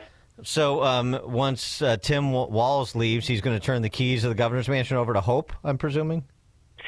Well, let's hope not, so to speak. Hope, our listeners might not know this or might not remember it, but in the middle of the George Floyd riots, which went on for days, and Walz was very slow to call out the National Guard, waited for days to do it, Hope Walz tweeted a heads up to rioters that, contrary to what some people were reporting, the National Guard was not going to be deployed that night. So, go ahead. Take another police station, burn that to the ground, right? Yeah. Yeah, I mean it is wild times. How is certainly in the context of this discussion about border security and this the cause celeb that Abrego Garcia has become for the left, I assume that would include Tim Walz. How is his comedy tour going as he tries to maintain himself as a national figure? Well, I think it's done. I think he's back in Minnesota. Minnesota is facing a $6 billion budget deficit following a surplus which our legislature squandered. They spent every penny of it, and now we're facing a deficit. And so Tim Walz is actually getting some criticism in the local press for being completely AWOL during this legislative session. I mean, he hasn't been in town, he hasn't been involved, hasn't been doing anything, and now these budget discussions are going on, and it's kind of a where's Waldo? Where's Tim Walz? What's he doing? Well, I think he's deliberating. I think he's back in town, by the way, now. I think he's deliberating what office to run for next. He may run for a third term as governor in 2026. His term will be up. I have speculated that he's thinking about running for president, and that's why he went on tour with people like Bernie Sanders and Beto O'Rourke, drawing crowds of far-left Democrats, that he might think he can nail down the leftward-most spot on the spectrum and compete against Gavin Newsom in the primaries. A lot of competition for that slot. The Trump administration's efforts thus far, in the first nearing 90 days, so far with respect to border security. I mean, it's certainly we saw some polling earlier this week on CNN of all places, where he is enjoying majority support for deporting everyone here illegally, where the focus right now is still just on those public safety threats, and stories like the one we just brought to you out of California, I think are only going to increase the public's appetite for more of what the Trump administration has done thus far, for the most part, don't you? Yeah, well, Dan, Joe Biden's enticing of 10 million or more illegals to cross our southern border was the worst abuse, the worst infringement of the rule of law in our country's history. Yes. And to me, it's not hard to figure out. I mean, if a person is here illegally, he should be deported, period. Now, obviously, you prioritize the ones that are the most dangerous. But, I mean, what Trump is doing is trying to restore the rule of law after it was just traduced by Joe Biden. But what happens to that rule of law when the federal judiciary repeatedly and in concert basically makes a ruling like I just read about? If any president, we cannot go against what other presidents have done. So I think the line is used. A number of judges have seemingly adopted a constitutional meta principle. What a past president did, President Trump may not undo. Now, what happened? A past Democratic president, anyway. So right. what we're seeing is careful judge shopping on the part of the Democratic Party. All of these cases that they've brought, they have all been brought in jurisdictions where they know it is overwhelmingly probable, if not certain, that they are going to get a loyal Democrat assigned to the case. And so they're doing everything they can to throw monkey wrenches into everything that the Trump administration is trying to accomplish. And then, of course, when the midterms come around, they'll say, don't vote for the Republicans. They didn't get anything done. Right? That's the strategy. So why is Roberts going along with it? Well, I'm not sure that he is. The Supreme Court hasn't really done much of anything yet. They issued that one midnight order, which was a very temporary stay. I thought it was ill-advised. I thought Alito's defense his dissent was great. But the Supreme Court has not really weighed in, and at some point they're going to have to take up some of these basic issues. My own view is that when you've got 10 million people here illegally, so what is due process? The Supreme Court has often said that due process is the process that is due under the circumstances. And if you've got 10 million illegals that you need to deport, they're not all going to get a trial, okay? If you're trying to give them all a trial, we're all going to be dead, including them, by the time that process is done. And so the way this should play out is that the administration should deport these folks as best they can, round them up and identify them. A lot of them, of course, will self-deport. If they inadvertently deport a citizen or a legal resident, he can raise his hand when he gets to, El Salvador or, Timbuktu and say, no, I was wrongly deported. I'm actually a citizen. And he can, a lawyer will reach out to him and he'll hire a lawyer and he'll become a millionaire. I'm a Maryland man. I'm a father. Right, exactly. But that hasn't happened. I mean, as far as we know, there's not a single person who has been wrongfully deported. Well, it's interesting to see the efforts afoot from those Dem politicians I mentioned. And, with the announcement yesterday in Illinois that Dick Durbin is not seeking re-election, we have another opportunity to sort of take stock of where that party is going to go. And boy, it seems to me, They throw in the Stop Oligarchy tour with Comrade Bernie and AOC. It seems to me that this idea that there is going to be some move to the center, that's just not where the center mass of the party is right now. No, it certainly isn't. I mean, the only sign of that we've seen is Gavin Newsom tacking a little bit to the right, probably more symbolically than substantively. But that's something. And he obviously is trying to position himself for 2028. But I think the majority of the Democratic Party is moving the other direction. You've seen the polling on AOC and Chuck Schumer, by the way. If she decides to run against Schumer in the Democratic primary, I think she'll win. Yeah. Yeah, and as Mark Penn said, if Nate Silver calling her sort of the lead horse right now in terms of the 2028 nomination for president, which is just mind-boggling. And it was mind-boggling to Mark Penn, Hillary Clinton's former pollster, who said earlier in the week, if she is the nominee in 2028, then we're going to go back to being a party that wins one state in presidential elections. That would be wonderful to see, wouldn't it? Yeah, it sure would. That's why I'm a proponent. I have one word of caution, though, Dan, and that is that when a party that is out comes back into power, it's not usually because a lot of voters have philosophically changed their minds. It's usually because they got tired of the party that's in. And, who's the alternative, right? Whoever the alternative is, they get elected. And so I think we need to be very careful. If Donald Trump makes too many missteps, it may very well be that voters are ready to turn to the alternative in 2028, and that's the Democrats. And I don't think it's out of the question that a far-left Democrat might actually win. Yeah, it's troubling, but certainly a proper cautionary note. We should all watch the killing fields in anticipation of that prospect. It's even a more chilling thought. John Hindraker, president of the Center of the American Experiment, contributor to Powerline, powerlineblog.com. John, thank you as always. Great to be with you, Dan. And he joined us on the Turnkey.Pro answer line.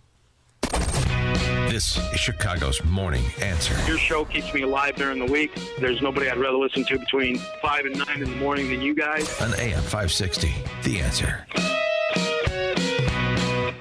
Gain insight into building strong marriages and raising godly children with Focus on the Family with Jim Daly each weekday at 11:30 a.m. on our sister station, AM 1160. Hope for your life. Business owners, now's the time for your business to make the move to a locally owned business bank. Hi, Mike Gallagher here to let you know that you don't have to look far. Signature Bank was founded in Chicago with a simple mission to help companies like yours grow, succeed, and thrive.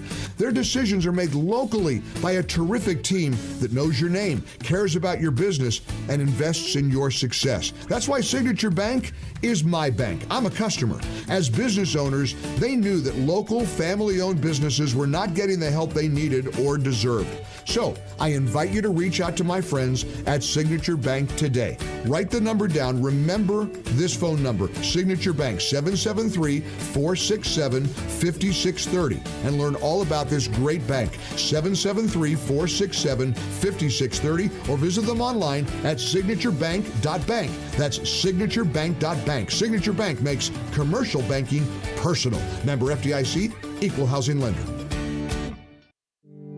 The fight against abortion in Illinois has never been more important than it is right now. Thanks to our elected officials, Illinois has become an abortion tourism destination. The number of abortions in our state continues to grow, despite the fact that crisis pregnancy centers outnumber abortion clinics almost 3-to-1. Now, thanks to a new effort by Caring Network, it's possible to reach abortion-minded women, to provide peace of mind and security to help them choose life. This new Reach Her First initiative seeks to provide women with the assurance and information they need before they choose an abortion.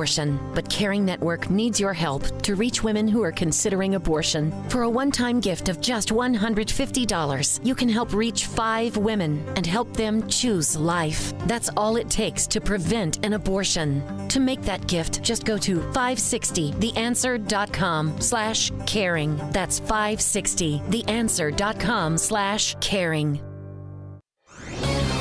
This is Seth Leibson for townhall.com. The U.S. Supreme Court this week heard arguments about whether children can be exempted from instruction their parents consider offensive. What kind of instruction? From the Washington Post, LGBTQ storybooks featuring gender transitions, same-sex playground romance, and questioning cisnormativity and power hierarchies. The picture book Pride Puppy asks students to search a pride parade for underwear, leather, and a lip ring. A book that invites kindergartners to ponder what it means to be non-binary and what pronouns fit kindergartners. Another book for youngsters, called Intersectionalities, comes with a foreword from a Marxist law professor at Columbia explaining the need to teach children not English and math, but social consciousness. When your kindergarten book needs a law professor's foreword, you're not in Kansas anymore, or anything near age-appropriate education. You're in the realm of indoctrination, and that's not what schools are for. Parents have every right to opt their little ones out of this. The Supreme Court seemed to agree. We'll find out in late June or July. Are you looking for a peaceful and enduring resting place for yourself or a loved one?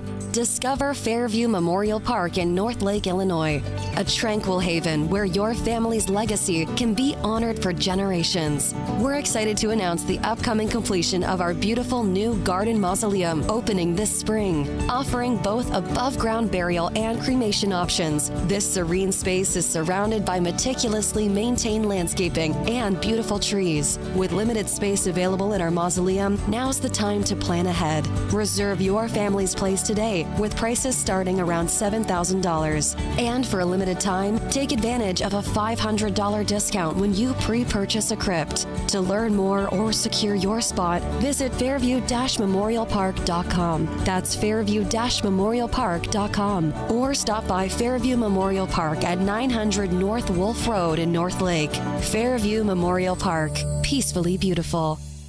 Hi, I'm Ken Mariotti, owner of Woodland Windows and Doors, a third-generation family-owned business since 1969.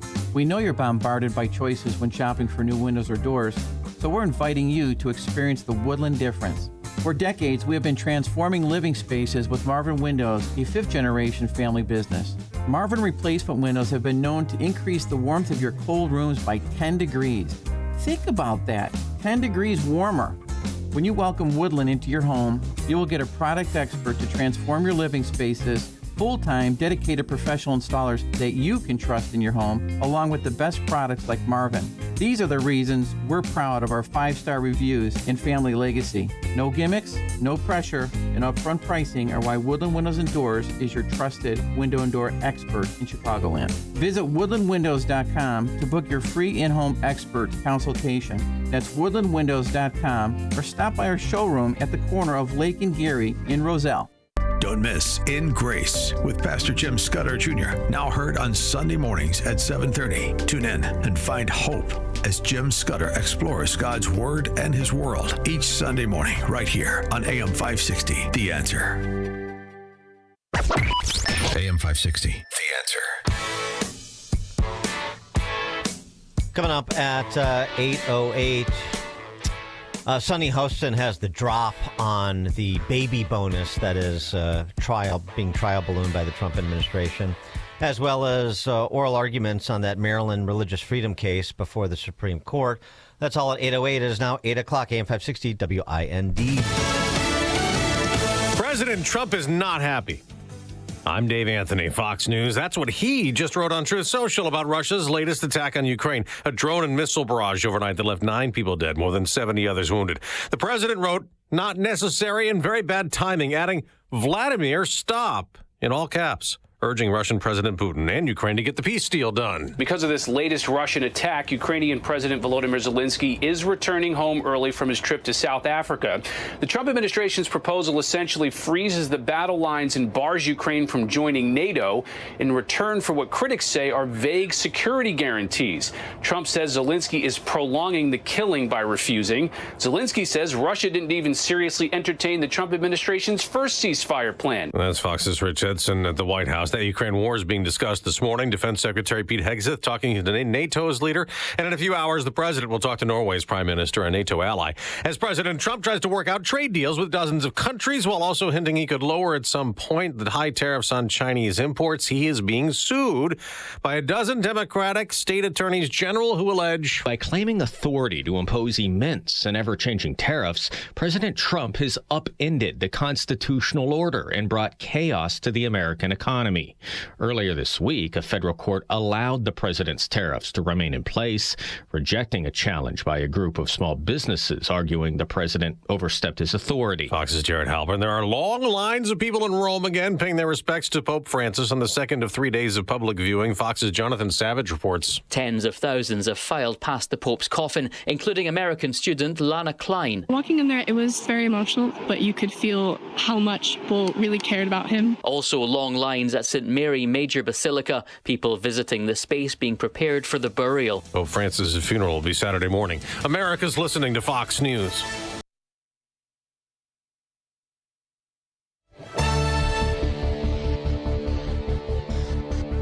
Good morning. It's 56 degrees in Chicago in the AM 560 The Answer newsroom. I'm Nikki Whaley. Defense Secretary Pete Hegseth has the full support of President Trump. Vice President J.D. Vance also gave his support. I have 100% confidence in the Secretary. I know the President does, and really the entire team does. I think he's doing a great job. I think that he's brought a certain spirit back to the Department of Defense. It comes after a report that said the White House was in the process of looking for a new leader at the Pentagon. Hegseth has come under fire after reports he shared detailed military plans in 2 different group chats in the Signal app. I'm Brian Shook. A dozen states are suing the Trump administration over the president's sweeping tariffs. Attorneys general from New York, Illinois, Arizona, Colorado, and Minnesota are among those who joined the lawsuit in the U.S. Court of International Trade in Washington, D.C. Wednesday. These states are seeking a court order declaring the tariffs illegal. Mayor Johnson plans to visit Springfield next week to seek state funding for Chicago. He blames the city's financial woes on former Mayor Rahm Emanuel and compares him to President Trump. He added that the ex-mayor gave the president the playbook. Mayor Johnson's Springfield agenda includes asking for CPS to be fully funded as the city faces a huge budget deficit next year. The federal investigation into South suburban politician Tiffany Henyard is expanding. There's reports that the FBI probe is spreading from Dalton to Thornton Township. News is a service of Quick Delivery Service. Make Quick Delivery Service your personal ground crew anytime, anywhere, any place when you need to move your shipment or freight. Quick Delivery will get it there. Get a quote in advance and eliminate any surprises at quickdelivery.com. A check of the roads coming up in 2 minutes, but now time for the Signature Bank Business Beat. I'm Charles Payne, and this is the Fox Business Report. PepsiCo, parent company of Pepsi Cola, Frito-Lay Snacks, and Quaker Oats, is seeing demand for its products cooling. Snack food sales declined in recent months. CEO Ramon LaGuarta says consumer conditions in many markets remain subdued. Inflation has strained budgets and altered food shopping patterns. At the same time, it's costing the company more to ship products. The recent quarter was disappointing. PepsiCo is lowering expectations for this year. Dow, the maker of plastics and other materials, lost money in its recent quarter. It's seeing a slump in demand for its products. Southwest Airlines and Alaska Air are both losing ground. They are no longer estimating how business will do this year because of macroeconomic uncertainty. That's your Fox Business Report. I'm Ginny Cosolda. Invested in you. For nearly a decade, AM 560 has marked the start of summer with a night of cigar smoking and great conversation. And this year, we've expanded Cigar Night to 2 nights. Wednesday, May 21st at Goldbert's Farm in Pingree Grove, and Thursday, May 22nd at Gaelic Park in Oak Forest, featuring the great Larry Elder, along with AM 560's Dan Proft and Sean Thompson. Tickets are on sale now at 560theanswer.com/cigar. That's 560theanswer.com/cigar. Sponsored by Virago Immune Support Supplement. WIND, Chicago. Trust and Will knows that we'll all eventually need a will. How about right now? Trust and Will makes creating your will easy, like while you're lounging on the couch easy. Trust and Will is designed by attorneys but customized by you, and all documents are state-specific and secure. Find your plan at trustandwill.com and use offer code RADIO now for 20% off. That's trustandwill.com, offer code RADIO. Trust and Will is an online estate planning service. Visit trustandwill.com for details.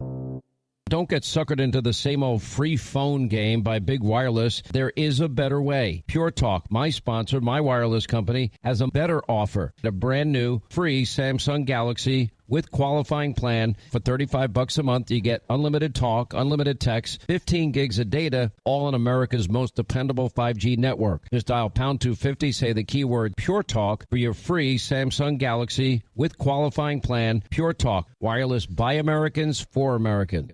Honey, we're not moving, but we gotta do something about this kitchen. Funny you mention it. I just stopped by Forever Remodeling's new showroom in Niles. I saw over a dozen kitchen and bathroom layouts they designed. They even offered to stop by the house and give us a free in-home design consultation. What'd you tell them? That we're free today? Visit foreverremodeling.com today. That's the number 4, everremodeling.com. Forever Remodeling, stress-free and high-quality remodeling. Don't get suckered into the same old free phone game by Big Wireless. There is a better way. Pure Talk, my sponsor, my wireless company, has a better offer. A brand new free Samsung Galaxy with qualifying plan for $35 a month. You get unlimited talk, unlimited text, 15 gigs of data, all on America's most dependable 5G network. Just dial pound 250, say the keyword Pure Talk for your free Samsung Galaxy with qualifying plan. Pure Talk, wireless by Americans for Americans. Wesley Financial Group is not a law firm. Do you find yourself stuck in a timeshare? Get the real facts about the timeshare industry and your options for cancellation. Chuck McDowell, founder of Wesley Financial Group, has put together a free information guide that reveals the secrets the timeshare industry doesn't want you to know, including the 5 ways to get rid of your timeshare. Call now and get this timeshare cancellation guide absolutely free. Call 800-893-2288. 800-893-2288. 800-893-2288. From the T. Hoffberg Traffic Center, I'm Nikki Whaley. On the Edens inbound from Lake Cook to Montrose, about 21 minutes. Outbound, about 22 minutes. On the Kennedy inbound from Montrose to the Burn Interchange, 46 minutes. Outbound, about 34 minutes. On the Eisenhower inbound from Wolf to the Old Post Office, 46 minutes. Outbound, 34 minutes. On the Stevenson inbound from the Tri-State to Lakeshore Drive, 35 minutes. On the outbound side, 26 minutes. Traffic's a service of almostfruiteeth.com. What if you could save, on average, 90% for dental implants and get 100% of your smile back? With the Blue Cross Blue Shield PPO or FEP, it's possible. Check if you qualify at almostfruiteeth.com. Chicago's Morning Answer continues next, but now check your forecast from the National Weather Service. Periods of clouds and sun. Nice day. High today 71. Cloudy tonight, low 49. Cloudy with a shower and thunderstorm. Breezy, cooler day tomorrow. High tomorrow 66. Sun and clouds on Saturday. High 56. I'm Steve Williams on AM 560. The Answer. Get the latest weather, traffic, and news updates online at 560theanswer.com. Now, from the Signature Bank Studios. This is Chicago's Morning Answer with Dan Proft and Amy Jacobson on AM 560. The Answer.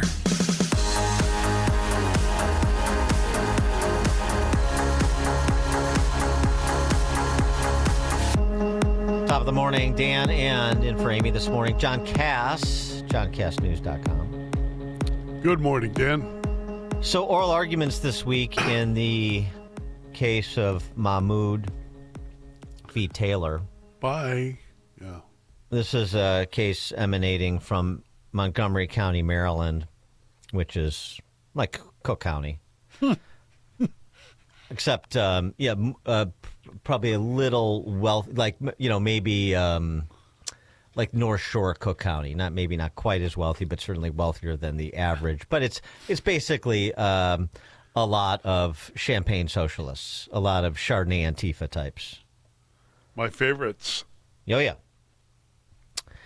And the nature of the case that made its way to the court before we hear an important exchange between Neil Gorsuch, Justice Gorsuch, and the lawyer for the Montgomery County Schools.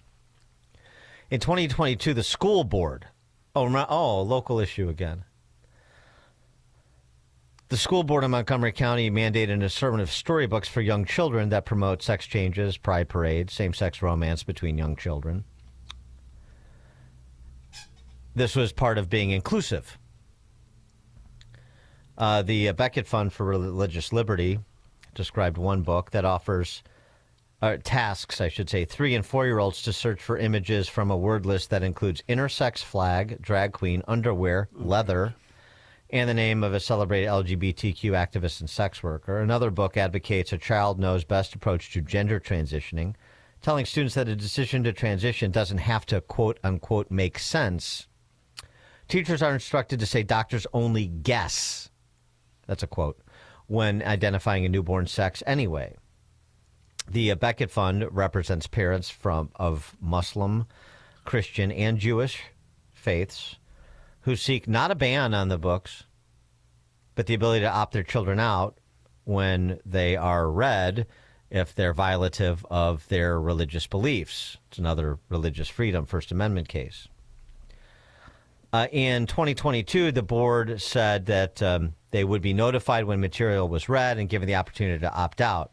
In 2023, the board reversed course, ending their notice and opt-out policy. You shall be imposed on your 3 and 4-year-olds because you got to get to them early. If you want to knock that religious fervor out of them. When parents attended school board meetings and voiced their religious objections, Kiri Severino observes, they were denigrated by board members as racists and xenophobes who were promoting hate. So, another classic case. The left is always seeking to expunge faith at the schoolhouse door, at the front door of your private business. Please see Jack Phillips and Masterpiece Cake Shop in Colorado. This is a school board, correct? Yeah, school board. 3 and 4-year-olds, primary grades. I guess they didn't read about the millstones, right? When the Lord said, if any of you hurt the little ones, it would be like, let's tie a millstone around their neck and toss them into the deepest part of the sea. I don't think they've read that part of the Bible. Well, they weren't reading that book. They were reading Pride Puppy, a picture book aimed at 3 and 4-year-olds that instruct kids to look for items they might find at a gay pride parade, such as underwear, lip rings, drag kings, and Marsha Johnson, a gay liberation activist. That was the book I was referencing. Is this the stuff about butt plugs, whatever those are? That's another. I'm sorry if I'm not giving another institution, but right. I mean it's the same. Yeah, it's all of the same kind. Intersection Allies for K through 5 students explains transgender and non-binary concepts while asking the question, "What pronouns fit you? What are your words?" Tell students in a similar age range, K through 5, that one's pronouns can change like the weather. And follows one child who briefly embraces they/them pronouns. In Born Ready, a little boy gets confused about how his sister is transitioning into a boy, prompting the mother to inform him that not everything needs to make sense. So that's the backdrop of this exchange between Justice Gorsuch and a lawyer for the Montgomery, Maryland school district in question. His name is Alan Schoenfeld. It went something like this. These books are being used in English class. The division between English class and other things in a second grade classroom doesn't really exist. You're sort of in a room with a teacher and sometimes... No, I appreciate that. I went to second grade too. Yeah. But it's part of the English curriculum that these books are being used in. I thought that was... Yeah, I'm not fighting the premise. I'm just saying that it's not the math class. It is not. It's not the human sexuality class. It is certainly not the class. human sexuality class. Yeah. I'm just sort of fighting the premise that there's a neat distinction. Okay, and they're being used in English language instruction at age 3. Some of them. So Pride Puppy was the book that was used for the pre-kindergarten curriculum. That's no longer in the curriculum. That's the one where they are supposed to look for the leather and things and bondage, things like that. It's not bondage. It's a woman in a leather. Sex worker, right? No. No? That's not correct. No. I read it. It's a drag queen. Drag queen and drag correct. queen. The leather that they're pointing to is a woman in a leather jacket. And one of the words is drag queen in the search. And they're supposed to look for those. It is an option at the end of the book, correct? Yeah, okay. And you've included these in the English language curriculum rather than the human sexuality curriculum to influence students. Is that fair? That's what the district court found. Do you agree I with think that? to the extent the district court found that it was to influence them towards civility, the natural consequence of being exposed. Whatever, but to influence them. In the manner that I just mentioned, yes. Okay. And responding to parents who are concerned, you agree that there was some intemperate language used? I don't know that those were responding to parents who were concerned. This was after the fact for most of these comments. And this was in a very public setting, which obviously got heated, and some intemperate comments were used, certainly. Yeah. And I wanted to understand your context that you were giving about the statement that some Muslim families, it's unfortunate that this issue puts some Muslim families on the same side of an issue as white supremacists and outright bigots. I think in response to Justice Sotomayor, you were trying to give some context to that? I don't think I was speaking directly about that comment. I think that comment was given or was made in June, which was several months after the decision to withdraw the opt-outs was made. I don't have context for that statement, no. Okay. And then the legal question. Why isn't discrimination against religion a burden on religion? If a state, now this is hypothetical, not moving away from the record, if state actors intentionally discriminate against religion, what secular purpose, valid secular purpose, could that serve? And how wouldn't that be a burden? So I don't know. I mean, it depends on the hypothetical, what the state is doing and whether there's a secular purpose. That's hard to imagine one. But if the state is discriminating against Muslims or Catholics or Protestants or whatever. I think this court has recognized that when an enactment that discriminates on its face, or has recognized with respect to an enactment that discriminates on its face, it is intrinsically coercive. That's how the court has performed the burden inquiry. If you are privileging one religion over another, you are coercing people to subscribe to that particular set of beliefs in order to get... So that's a burden? Yeah, absolutely. Thank you. Yeah, so you just made Gorsuch's argument for him. Thank you, Mr. Schoenfeld. Although what they're essentially saying is this doesn't do that because this is the secular humanist religion, and that is non-denominational. Right. And so what we're doing here is promoting the state's interest in civility, in inclusivity, and that is sufficient to avoid the infringement on free exercise of one's religion. Shielding the children from Christianity, yeah. Well, and Islam and yes. Judaism. And so what is the state's interest in compelling? Because there's no opt-out. Not saying ban books. Interesting. So make this point, register this the next time you hear the left pretending to not be the book banners, pretending to be the great defenders of the First Amendment and free thought and free speech and free exercise of one's faith. The state's compelling interest in forcing primary grade kids to read Born Ready, the true story of a boy named Penelope, and the other books that were mentioned and the examples from said books. And all the parents want across an interfaith coalition of parents, if you will, is I mean, we don't want to get into banning the books, but I don't want my second or third grader exposed to this because it runs afoul of our belief system. And the Montgomery School District won't have it. It's just another reminder about the left, the totalitarian nature of these identitarians. We might as well be living in England, for God's sake. Well, yeah, or someplace in history much worse than that. Dan and John Cass in for Amy J., Chicago's Morning Answer. Before you see it on TV, share it on Facebook, or read about it in the paper, hear it here first. This is Chicago's Morning Answer on AM 560. The Answer. Maha starts with Virago, making America healthy again. With the worst flu season in years, you need an immune system boost. The stronger your immune system, the stronger your body fights and defends against So get Virago.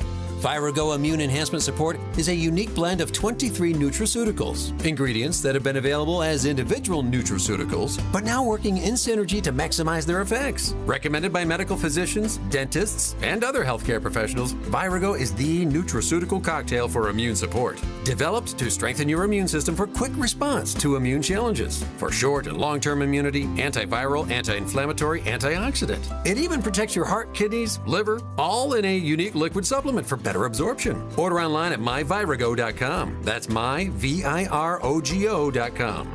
myvirago.com. Use coupon code IMMUNE to save 30%. Quality ingredients for optimum health. Maha. Making America healthy again starts with Virago. Did you know that AM 560 Radio has a full-service digital marketing division called Salem Surround? If you're a business decision maker, listen up.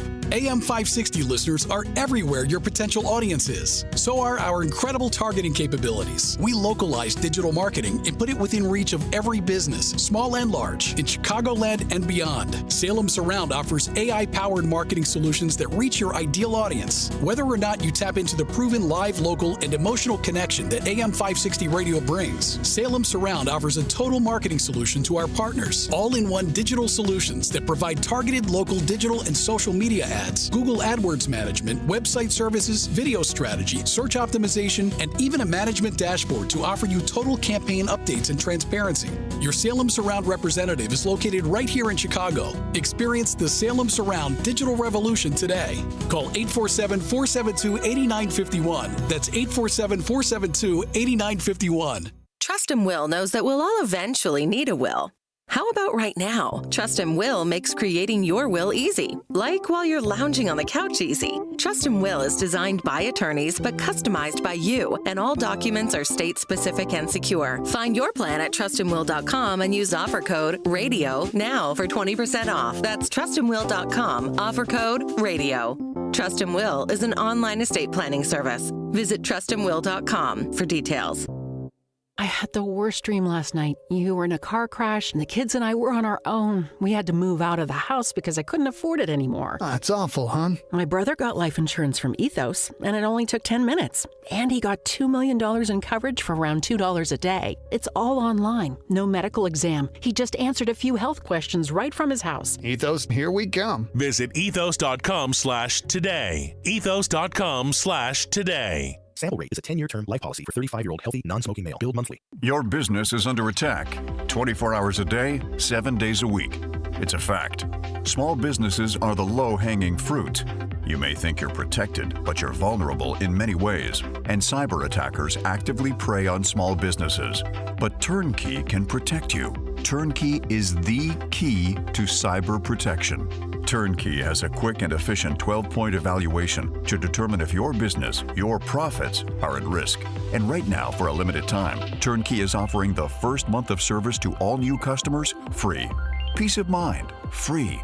It includes all Microsoft licensing, antivirus, anti-malware, and completed data backup both on-site and off-site, plus help desk support. Don't leave you, your employees, and your customers vulnerable. Talk to Turnkey.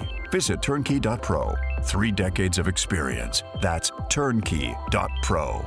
Turnkey, the champion of small business. AM 560, The Answer. Dan and John Cass in for Amy J. this morning, johncassnews.com. Sticking on K-12 education, we were just talking about the Supreme Court case involving the Montgomery County School District in Maryland, trying to indoctrinate kids in the primary grades with trans-identitarian nonsense. Mm-hmm. And also the sexualization of children, which is just grotesque. And that is attendant to the Lavender Boon's policy agenda. Because all kids need to know about leather. Especially in second grade. Trump administration, President Trump, issued an executive order yesterday that probably will not get a lot of coverage, but it is deserving of some. This is with respect to school discipline. So here again, the teachers' unions are not on the side of their members. People like President Trump are. This is in response to a missive from the Department of Education back in 2014 that, of course, was implemented and was used to apply pressure to local school districts in the last 4 years as well, where the Department of Education, Department of Justice explained to schools they could be found to be in violation of the Civil Rights Act of 1964 and could lose federal funding if their disciplinary decisions ran afoul of disparate impact, the disparate impact framework that was imposed by Joe Obama, under which race-neutral disciplinary policies may be improper if members of any racial group are suspended, expelled, or referred to law enforcement at higher rates than others. It's the sort of policies that were in play with the Parkland school shooting. But I digress. So you couldn't have race-neutral disciplinary policies. And so you had some kids that were essentially excused for violent conduct because you had to make sure that the numbers met the identitarian disparate impact standards imposed by the Joe Obama regimes. Linda McMahon, Trump's Secretary of Education, present for the signing. Yeah, absolutely, because it gives teachers the authority now to have discipline in their classroom and discipline the person who is being disruptive. We took that away. 2018 report from the Federal Commission on School Safety noted the evidence of the harm that Linda McMahon referenced. Schools ignored or covered up rather than disciplined student misconduct in order to avoid any purported racial disparity in discipline numbers that might catch the eye of the federal government and jeopardize federal funding.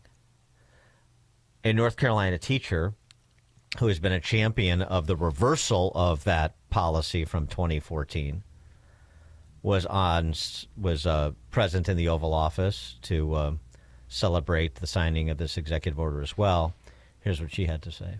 This has been an 8-year journey for me to raise awareness to the violence that's in public schools and the critical need to address violence in public schools.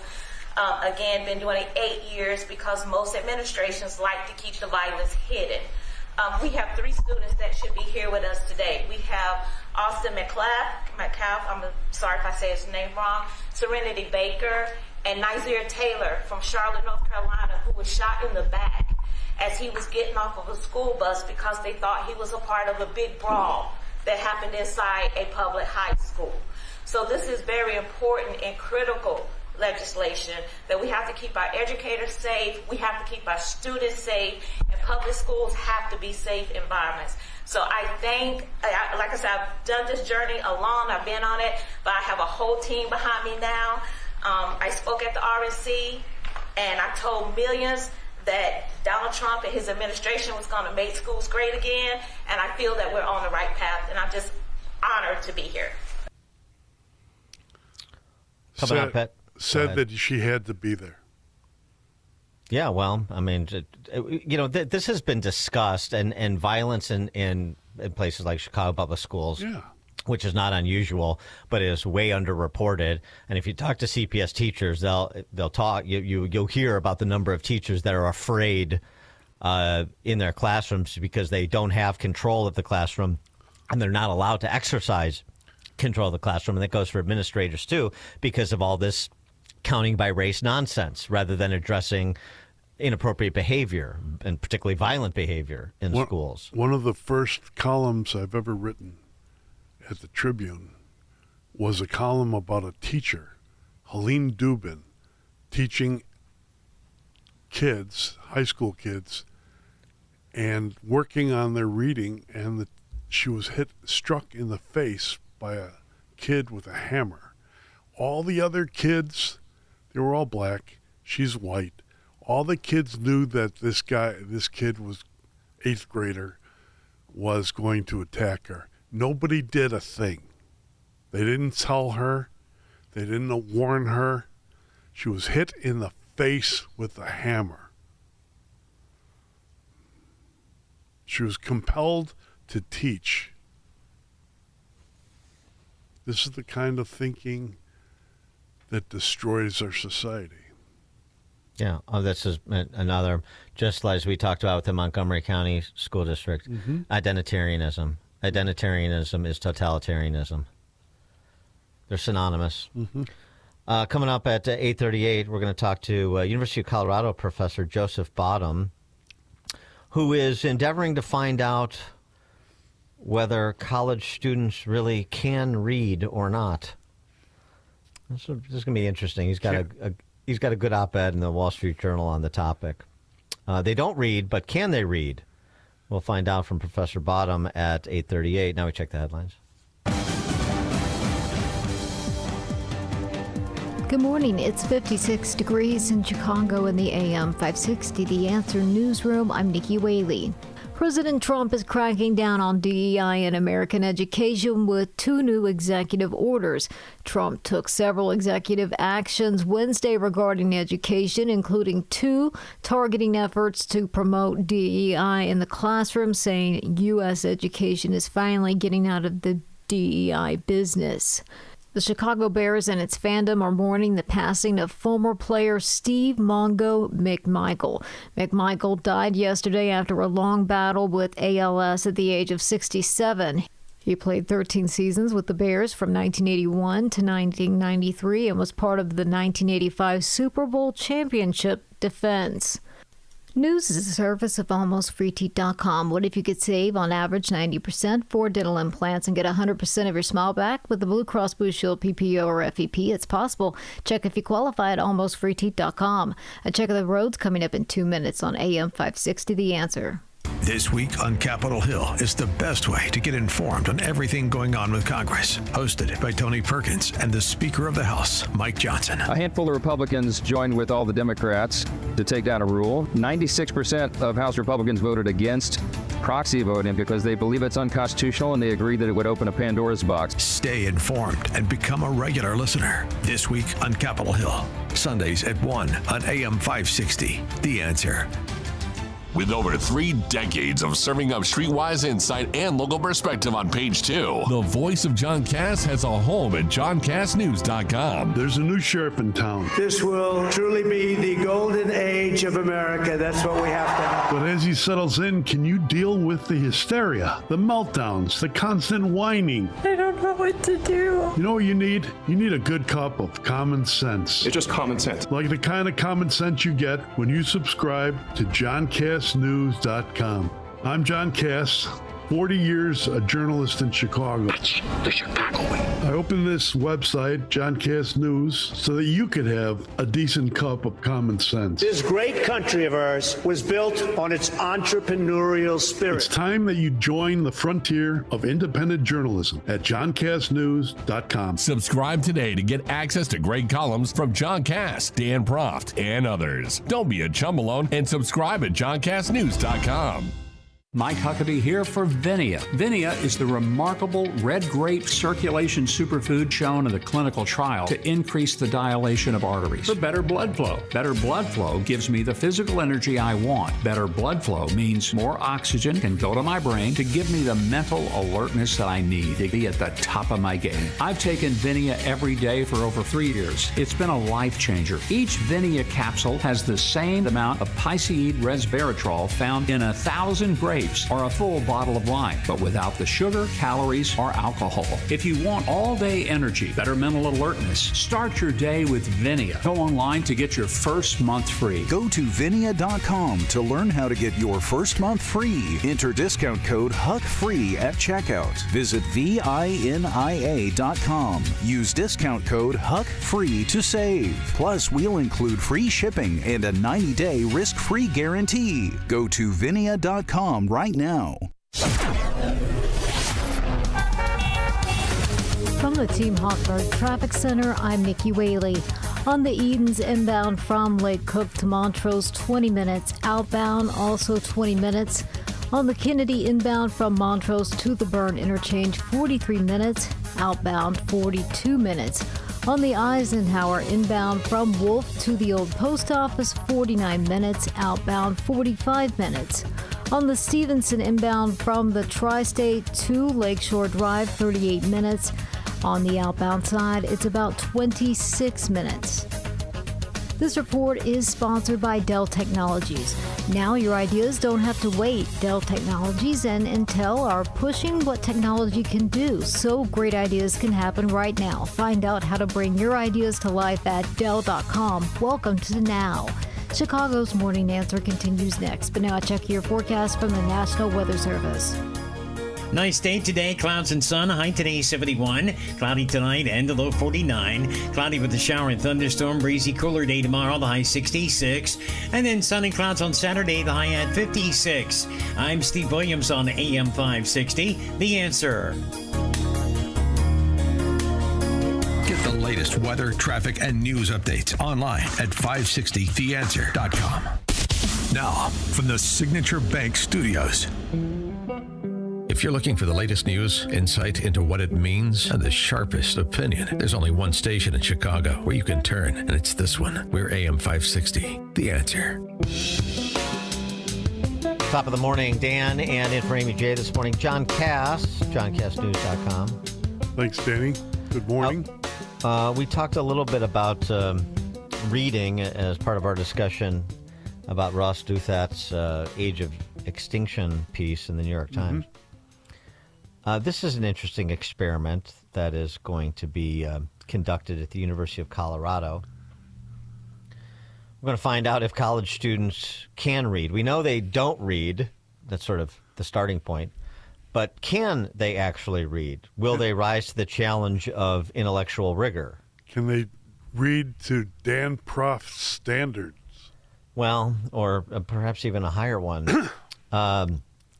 But yeah, I mean, it's not that long ago. I mean, it is actually a little bit long ago. But even leftist institutions like where I matriculated for college, I mean, there was reading required. I mean, it's certainly at the high school level too, almost as rigorous as college. Where you first learned about the italic precede and the phrase "in which," and then. Yes. Continued. Yes, we went from there. Exactly. I can't wait to our next guest because I just want to hear the reading list. Me too. Joseph Bottom is a writer, author. He's also was invited to be a visiting chair in conservative thought and policy for the coming academic year at the University of Colorado by the university's Benson Center for the Study of Western Civilization. Mm-hmm. His most recent book is Frankincense, Gold, and Myrrh, a Christmas Christomathy. He joins us now. Joseph Bottom, thanks for being with us. Appreciate it. Thanks for having me. So glad you're here. The genesis of this experiment that you're going to impose upon the skulls full of mush at Boulder. Well, it was just discussion about the kind of survey course that college students used to have to take that I took all those decades ago. I took it too. Where we were given a novel a week to read. And because it was thought that the novel was this fundamentally important thing in modern civilization. And so we just, we'd start at Don Quixote and we'd read through to, the Faulkner. And the idea was that you needed this to understand understand why the modern age decided that this long-form fiction was going to be the device by which, more than any other, we try to explain ourselves to ourselves.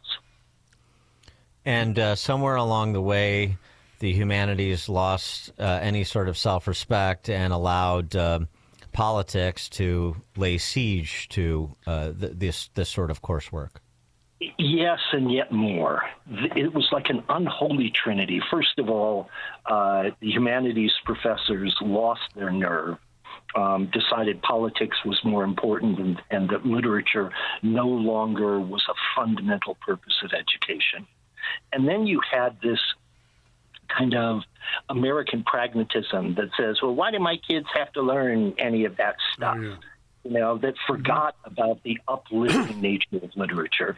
And then you had the bureaucrats who have won the long war for control of the university over the faculty.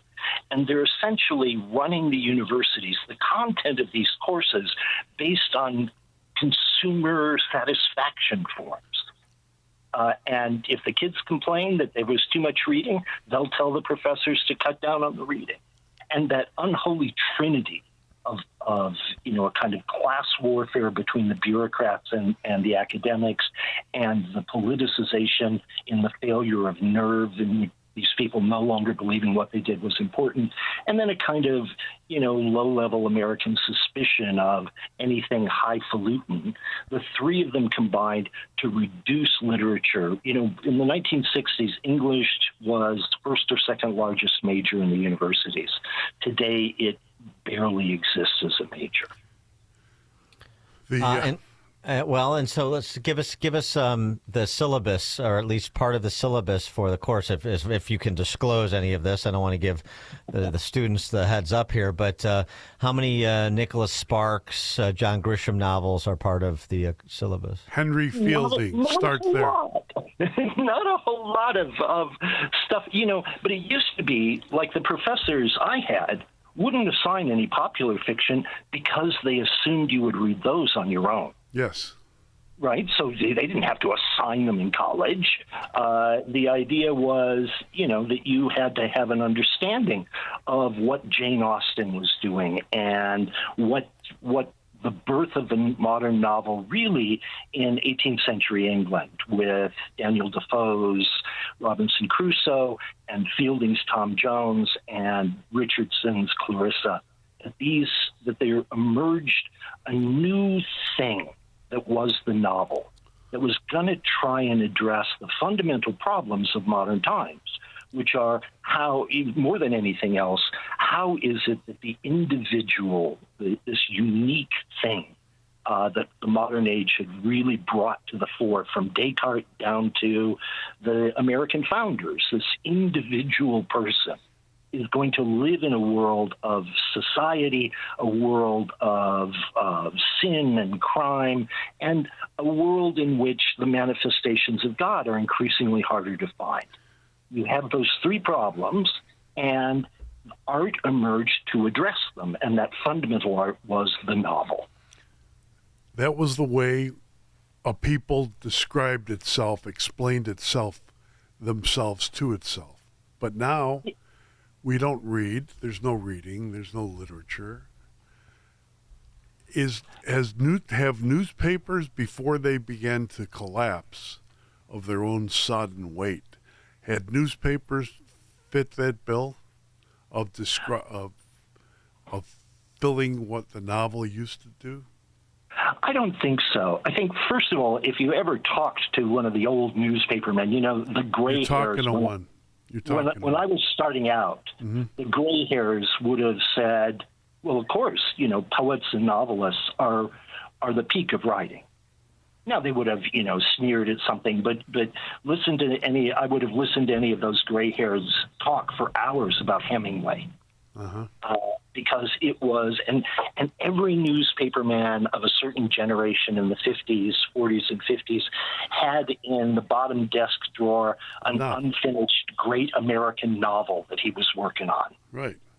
Because they knew, somewhere inside, they knew that the novel was the thing that we were going to try and use to understand the glories of the modern age. Is it a thing now?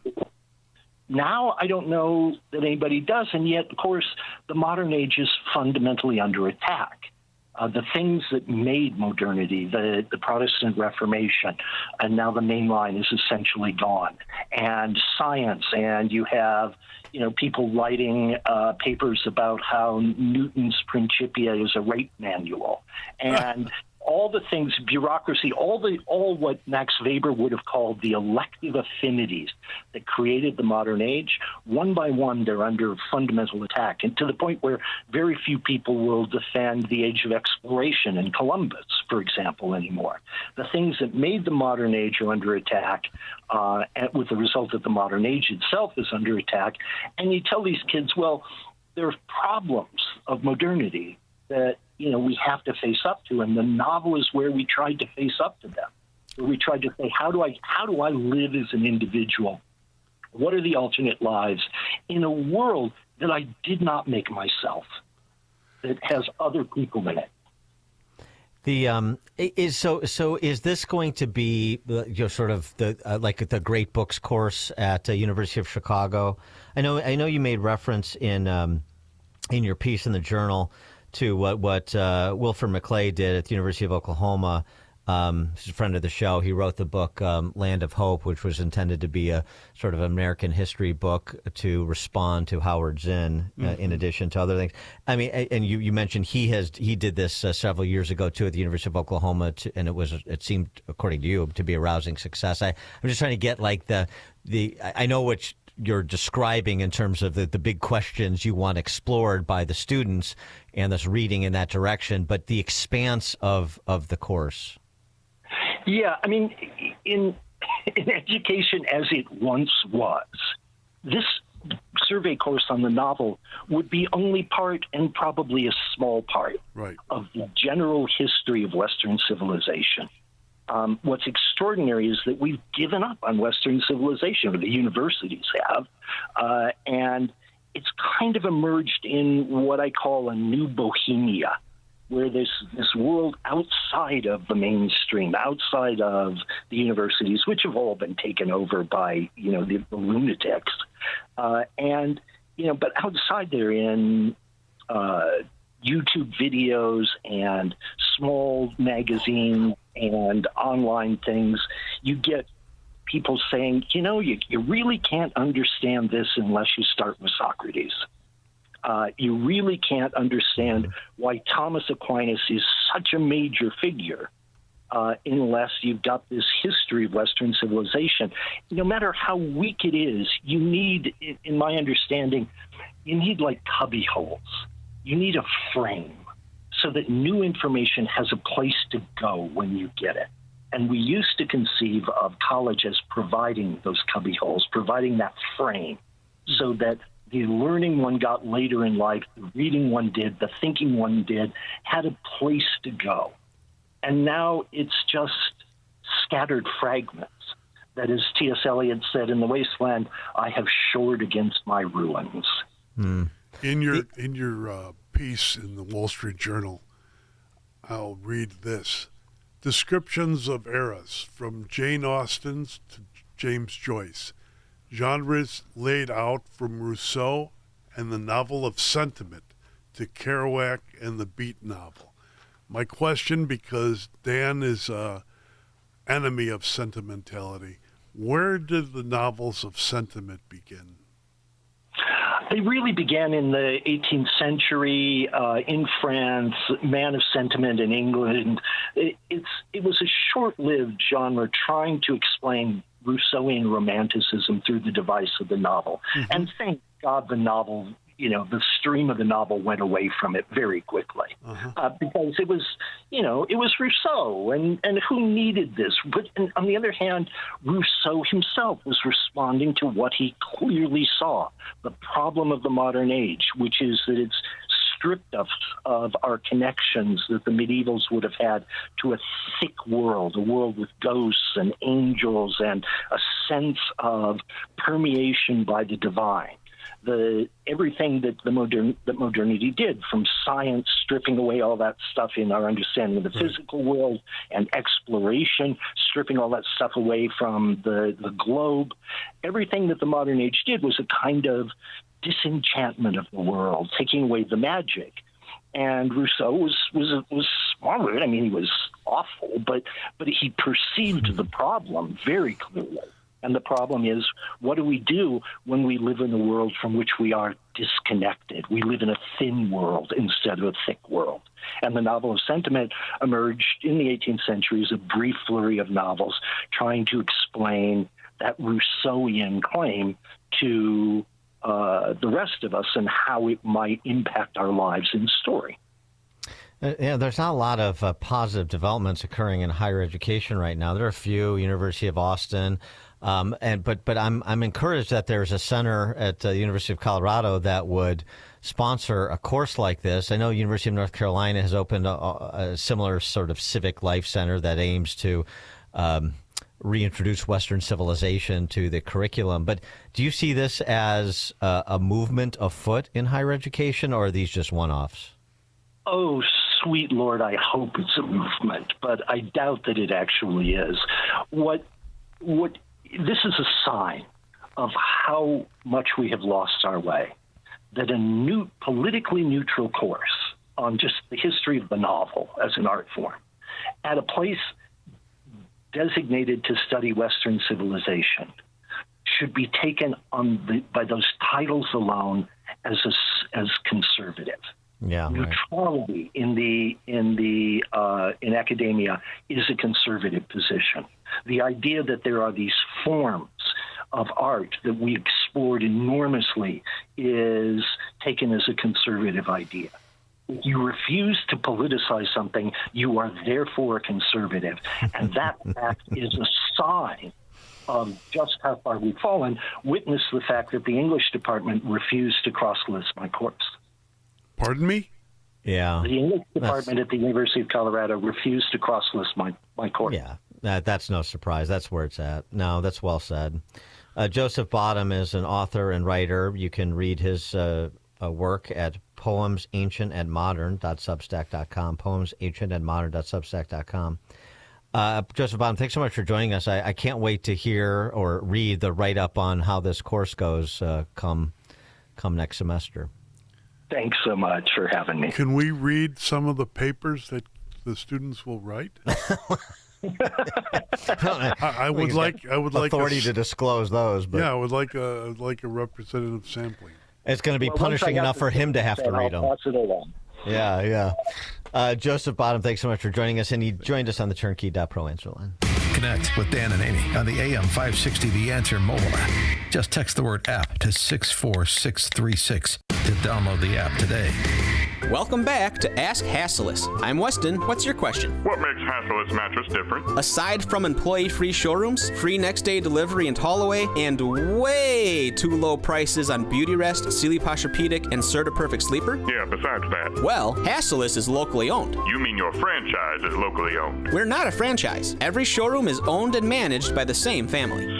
So, when you shop at Hasselus, your money stays right here. And through Monday, our family wants to give you a $248 credit towards a new Beauty Rest, Sealy Posturepedic, and Serta Perfect Sleeper just for shopping local. Oh, that's so sweet. Our 43 beds from the top 5 brands start at $393. I like that. Try and buy with no pushy sales guy. I love that. Free next day delivery too. Thanks. For what?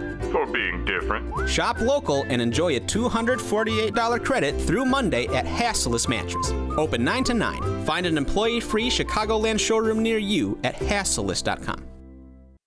Are you an administrator, staff member, or parent volunteer at a private school? Would you like to grow your current enrollment and welcome new families to your school? If so, we want to tell you about a great opportunity to help increase enrollment and promote your school to families all across Chicagoland. It's called ChicagolandSchoolVouchers.com. They work to connect private schools with new families who are looking for discounted first-year tuition. In exchange, your school will receive a marketing campaign to help grow your enrollment. Chicagoland School Vouchers does all the work to bring new families together with your school and help you expand your reach. They've been working with schools across Chicagoland for over a decade.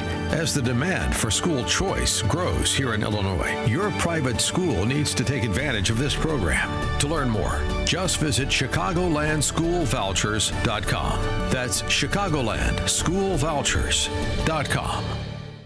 If you're hiding your smile because of missing teeth, are experiencing pain due to incoming wisdom teeth or a misaligned jaw, Midland Oral Surgery and Implant Centers can change your life. Experts in the fields of oral and maxillofacial surgery, anesthesia, and dental implantology, the doctors at Midland Oral Surgery are committed to providing compassionate care in a calm and relaxing environment. Dental implants, bone grafting, removing wisdom teeth, surgical management of the hard and soft tissues of the facial region, including sedation dentistry, so you can improve your smile in a painless, pleasant, and stress-free manner. With state-of-the-art CT imaging equipment, Midland Oral Surgery and Implant Centers have unparalleled diagnostic and treatment capabilities. Proudly serving Southwest Chicago and its suburbs for over 50 years. Make an appointment to discuss a pain-free solution for your smile. Locations in Frankfort, Tinley Park, Oak Lawn, and Western Springs. Learn more about the doctors and procedures at midlandoms.com. That's midlandoms.com. Chicagoland certified financial planning professional Tim Stearns discusses taxes in retirement. Most people are paying more in taxes and keeping less of their money to live and do what they enjoy. That's why we've put out the retirement tax bill calculator online. You can see with your own eyes just how much you might be overpaying. It's a valuable tool, $500 value, but we made it free for you to view and run your own numbers at mvpcfp.com. That's mvpcfp.com. To run your retirement tax bill calculator, go to mvpcfp.com. Investment advisory services offered through Cornerstone Securities, LLC. Catch Toddcast with Todd Starnes on the Salem Podcast Network. We have become addicted to all of this cheap crap coming from China. So now Donald Trump is finally saying, we've got to do something about it. We're not kicking the can down the road anymore. And this is what being a leader looks like. When you see what Donald Trump is doing right now in the country, this is leadership. Subscribe to the Todd Starnes Podcast today on Apple, Spotify, YouTube, Rumble, or at SalemPodcastNetwork.com.